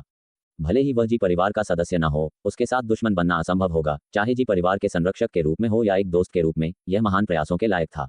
मेरे बच्चे, मुझे तुम्हारे लिए रास्ता बनाने दो और तुम्हें तुम्हारी यात्रा पर विदा करने दो, जी धर्मराज ने कहा, व्यक्तिगत रूप से उसे एस्कॉर्ट करते हुए। ऐसा प्रोटोकॉल केवल युद्ध देव के लिए था जब वे एक अभियान से लौटते थे, या तो स्वागत करने के लिए या एक मिशन पर विदा करने के लिए। वीर के मरे हुए से वापस आने की खबर जल्दी से पूरे जी परिवार में फैल गई और कई लोग दौड़कर आए, जिनमें अन्य कौतुक भी शामिल थे। जी धर्मराज, जी युद्धदेव और अन्य के साथ युवक उनके साथ कंधे से कंधा मिलाकर पहाड़ के तल की ओर चला। बाकी एक भव्य जुलूस में पीछे चले। कई लोग अभी भी दुख में चिल्ला रहे थे और उसे वहां रखने की कोशिश कर रहे थे, लेकिन युवक की आकृति अडिग रही। जब उन्होंने सुना कि वीर ने जी परिवार के साथ अपने रक्त संबंध तोड़ दिए हैं और जा रहा है, तो पहाड़ की चोटी से मध्य ढलान तक और यहाँ तक कि पहाड़ के तल पर भी जी परिवार के कई सदस्य जो दौड़कर आए थे, सदमे और घबराहट में चिल्लाए, युवक से रुकने की गुहार लगाए। ये दुखद और जरूरी चीखें पहाड़ की चोटी से पहाड़ के तल तक गईं। पूरे रास्ते उसका साथ दिया, लेकिन युवक ने कभी पीछे मुड़कर नहीं देखा। जी परिवार के अनगिनत सदस्य दुख और निराशा में उसकी विदाई की आकृति को देख रहे थे। ऐसा महसूस कर रहे थे जैसे आसमान गिर गया हो, एक पल पहले के उत्साह और रोमांच से लेकर अब की निराशा तक।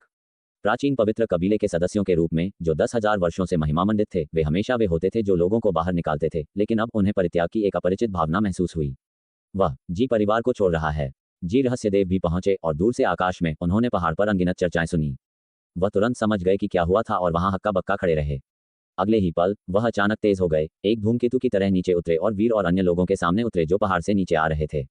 जी रहस्यदेव ने परिवार के मुखिया जी युद्धदेव, जी पार्थ और अन्य युद्ध देवों को देखा। सभी इस युवक को एस्कॉर्ट कर रहे थे। उन्होंने अविश्वास और गुस्से की एक लहर दोनों महसूस की। यह नहीं समझ पाए कि उन्होंने उसे क्यों नहीं रोका। क्या तुम सच में जा रहे हो? तुमने पहले ही साधना बीज प्राप्त कर लिया है और मैंने अभी तक तुम्हें चुनौती नहीं दी है। जी रहस्यदेव ने वीर की ओर देखा और गुस्से में कहा। जी रहस्यदेव को रास्ते में खड़ा देखकर जी धर्मराज का चेहरा थोड़ा बदल गया और उन्होंने एक हल्की सी चिल्लाहट निकाली। लेकिन उन्होंने उसे दोष नहीं दिया, क्योंकि उन्होंने देखा कि जी रहस्यदेव केवल वीर को जाने से रोकना चाहते थे, बजाय इसके कि वास्तव में कोई दुर्भावना रखते हों। चुनौती की कोई आवश्यकता नहीं है, तुम पहले ही जीत चुके हो। वीर ने अपने सामने के युवक को देखा और शांत होकर कहा, जी परिवार में तुम सबसे मजबूत कौतुक हो, लेकिन मैंने अभी तक तुम्हें हराया नहीं है। जी रहस्यदेव के चेहरे पर गुस्सा और शक्तिहीनता का मिश्रण था जब उसने वीर के दिव्य अग्नि वस्त्र को घूरते हुए कहा, तुम अब महाशांति साधना लोक में हो। हालांकि मुझे नहीं पता कि तुमने इसे कैसे प्रबंधित किया, लेकिन तुमने पहले मुझे त्रय अमर लोक में हराया था, अब तुम्हें और भी दुर्जय होना चाहिए। एक चाल, सिर्फ एक आदान प्रदान। अगर तुम मुझे एक चाल के भीतर हरा सकते हो तो मैं तुम्हें जाने दूंगा। उसने वीर को तीव्रता से घूरते हुए कहा, क्या तुम स्वीकार करने की हिम्मत करते हो? इस युवक के शब्दों को सुनकर जी परिवार के अन्य सदस्य सभी चकित रह गए। किसी ने नहीं सोचा कि जी रहस्यदेव अति कर रहे थे या लापरवाही से अहंकारी थे। उन सभी ने देखा कि जिस एक चाल की उन्होंने बात की थी, उसका मतलब अपनी पूरी ताकत का उपयोग करना था, अपने इस प्रतिद्वंद्वी को रोकने के लिए जिसने उसे एक बार हराया था। ये शत्रुता नहीं थी, बल्कि भाईचारा था। शायद ये कौतुक के बीच आपसी प्रशंसा थी। ये सही है, अगर तुम रहस्यदेव को नहीं हराते हो तो जीतने के बाद भाग जाना है। अगर तुम जी परिवार को छोड़ना चाहते हो तो तुम्हें लड़ाई स्वीकार करनी होगी। अन्य कौतुक पहुंचे और उन सभी ने जी रहस्यदेव के इरादों को देखा। सभी ने अपना समर्थन व्यक्त किया और उसे उकसाया। वीर का सामना करते हुए, जिसने साधना क्षेत्र में महारत हासिल कर ली थी, उनमें एक भी चाल का सामना करने का कोई आत्मविश्वास नहीं था। लेकिन जी रहस्यदेव का भी साधना क्षेत्र पर नियंत्रण था, और अगर उसने इसे पवित्र हड्डी की शक्ति के साथ मिलाया तो एक चाल का सामना करना असंभव नहीं था। ये शब्द एक चुनौती की तरह लगे, अनिच्छा की तरह, लेकिन जी परिवार के अन्य वयोवृद्धों ने सभी वीर की ओर देखा, उम्मीद करते हुए कि वह सहमत हो जाएगा। जी रहस्यदेव को एक मौका देने के लिए, एक चुनौती के लिए नहीं, बल्कि उसके रुकने के लिए एक मौका। वीर भी जी रहस्यदेव के इरादों को समझ गया और वह एक पल के लिए चुप रहा। पहाड़ पर शुरुआती चढ़ाई, अनगिनत बाधाएं। अब पहाड़ से उतरना, यह अभी भी अनगिनत बाधाएं थीं। तब ये जी परिवार के लिए था, अब ये भी जी परिवार के लिए था। केवल इस बार कुछ और था, और यह कुछ और सबसे कीमती और सबसे मुश्किल से मिलने वाला था। तो चलो कोशिश करते हैं, वीर ने बोलते हुए आह भरी, अपने दिल में परिणाम और जवाब जानते हुए। ये सुनकर कि वीर सहमत होने को तैयार था, जी रहस्यदेव की आंखों में खुशी का एक भाव आ गया जिसने गुस्से और जटिलता को बदल दिया। उसने राहत की सांस ली। डर था कि वीर जाने पर जोर देगा, उसे बिल्कुल भी मौका नहीं देगा। आखिरकार अगर वीर सच में जाना चाहता था तो वह उसे रोक नहीं पाएगा। लेकिन एक चाल, उसे अभी भी वह आत्मविश्वास था। हालांकि उसे पहले त्रय अमर लोक में वीर ने हराया था, इस दौरान उसने पूरी तरह से अर्ध साधना लोक से महाशांति साधना लोक में कदम रखा था। बस एक पल में उसका साधना क्षेत्र खुल सकता था, नियमों की शक्ति को कई गुना बढ़ा सकता था। साधना लोक के समान स्तर पर वह जी परिवार का सर्वोच्च कौतुक था। उसे विश्वास नहीं था कि वह वीर से एक चाल का सामना नहीं कर सकता। आपका वचन आपका बंधन है। जी रहस्यदेव ने गहरी सांस ली। उसकी आंखें कठोर हो गईं, उसके शरीर की आभा फूल गई जैसे भूनाड़ी हल्के से दिखाई दी। आसपास के सभी स्वर्ग और पृथ्वी की शक्ति को उस पर अभिसरण करने के लिए आकर्षित किया। पिछली टक्कर के अनुभव से लैस इस बार उसने पहले हमला करने का फैसला किया, कुछ हद तक बेईमान फिर भी आवश्यक, आसपास के स्वर्ग और पृथ्वी की शक्ति को पूर्वव्यापी रूप से लूटते हुए। ऐसा करने से वह वीर को जल्दी से भू अमरलोक में प्रवेश करने से रोक सकता था, जहां उस लोक के आदान प्रदान में उसे लगा कि वह एक चाल का भी सामना नहीं कर पाएगा, क्योंकि अब वीर अमर से अलग था, जो चतुर्स्तंभ लोक के शिखर पर पहुंच गया था। जैसे ही विशाल शक्ति उसके भीतर जमा हुई, जी रहस्यदेव के पूरे शरीर ने एक भारी दमनकारी बल विकीर्ण किया और विभाजन और परिवर्तन की शक्ति उसके शरीर के चारों ओर गड़गड़ाहट करने लगी। उसने वीर को देखा, लेकिन वीर को बल इकट्ठा करते या कोई चाल चलते हुए नहीं देखा। मुझे तुम्हें तैयारी के लिए समय नहीं देने के लिए दोष मत देना। अगर वे साधना मंच पर फिर से टकराते तो वह रुक जाता, लेकिन अब सिर्फ एक वाक्य कहने के बाद उसने तेजी से अपना साधना क्षेत्र वीर की ओर तैनात किया। महाशांति साधना लोक में लड़ाई साधना क्षेत्रों द्वारा हावी थी, जिनके पास मजबूत साधना क्षेत्र है और जो पहले पहल करते हैं वे ही विजेता होंगे। जी धर्मराज और अन्य लोगों ने वीर की ओर देखा, ये देखकर कि वह पूरी तरह से किसी भी विस्फोटक रुख के संकेत के बिना था। उनके दिल गुप्त खुशी से भर गए, शायद वीर सच में गहराई से रुकना चाहता था। ठीक उसी तरह जैसे हर कोई जी रहस्यदेव की शक्ति से चकित था और गुप्त रूप से रोमांचित था, वीर ने बस अपना पैर उठाया और आगे चलना जारी रखा। आने वाली साधना क्षेत्र की दरार का सामना करते हुए उसने ऐसा कार्य किया जैसे कुछ हुआ ही न हो, बस सीधे कदम बढ़ाया। साधना क्षेत्र ने उसे घेर लिया, लेकिन जी रहस्यदेव और हर किसी के आश्चर्य के लिए वीर के शरीर में कोई बदलाव नहीं हुआ, केवल उसके बाल हल्के से फड़फड़ाए, जैसे कि वसंत की सांस से छू गए हों। इससे पहले कि जी रहस्यदेव प्रतिक्रिया कर पाते, वीर के शरीर से दो साधना क्षेत्र फैल गए। बस एक पल में जी रहस्यदेव के साधना क्षेत्र को तोड़ते हुए, उसे विपरीत दिशा में वापस धकेलते हुए और अंततः पूरी तरह से उसे वापस उसके अपने शरीर में संपीड़ित करते हुए। वीर के दोहरे साधना क्षेत्र के भीतर उसका साधना क्षेत्र पूरी तरह से दबा दिया गया था और बिल्कुल भी खुल नहीं सका। और वीर के दोहरे साधना क्षेत्र के भीतर के नियम पूरी शक्ति के साथ लागू नहीं किए गए थे, केवल हल्के से दबाए गए थे। फिर वीर ने अपने कदम उठाए, सीधे जी रहस्यदेव के बगल से चलते हुए। शुरुआत से अंत तक वीर ने ऐसा प्रतीत किया जैसे उसने हाथ भी नहीं उठाया हो, कोई चाल नहीं चली हो। और जी रहस्यदेव एक इंच भी हिल नहीं सका, एक मूर्ति की तरह खड़ा हुआ खाली आंखों से देखता रहा, जैसे युवक जिसने उसे एक बार हराया था उसकी ओर चला और उसके कंधे से गुजरा। केवल उसकी आंखें ही हिलने में सक्षम थीं। उसके दिल में सदमा और आतंक शब्दों में वर्णित नहीं किया जा सकता था। क्या अंतर इतना बड़ा था। इसके बाद क्रशिंग डिफीट, भयंकर हार और दर्द की लहरें आईं। जी धर्मराज और जी युद्धदेव और अन्य, जिन्होंने सोचा था कि वे एक भयंकर टक्कर देखेंगे, इसके बजाय वीर द्वारा जी रहस्यदेव की क्षणिक आभा को अचानक और अनायास ही रोक दिया गया, जैसे वसंत की वर्षा सभी चीजों को पोषित करती है, चुप और अनजाने में। ठीक। तो दोस्तों, ये था आज का सफ़र जीएस नोवेल वर्ल्ड के साथ, जहाँ हर कहानी में होता है ट्विस्ट और थोड़ी सी मस्ती। अगर आपको मज़ा आया हो तो लाइक, शेयर और सब्सक्राइब करना ना भूलें। मिलते हैं अगले एपिसोड में। तब तक बने रहिए जीएस नोवेल वर्ल्ड के अद्भुत दुनिया के साथ।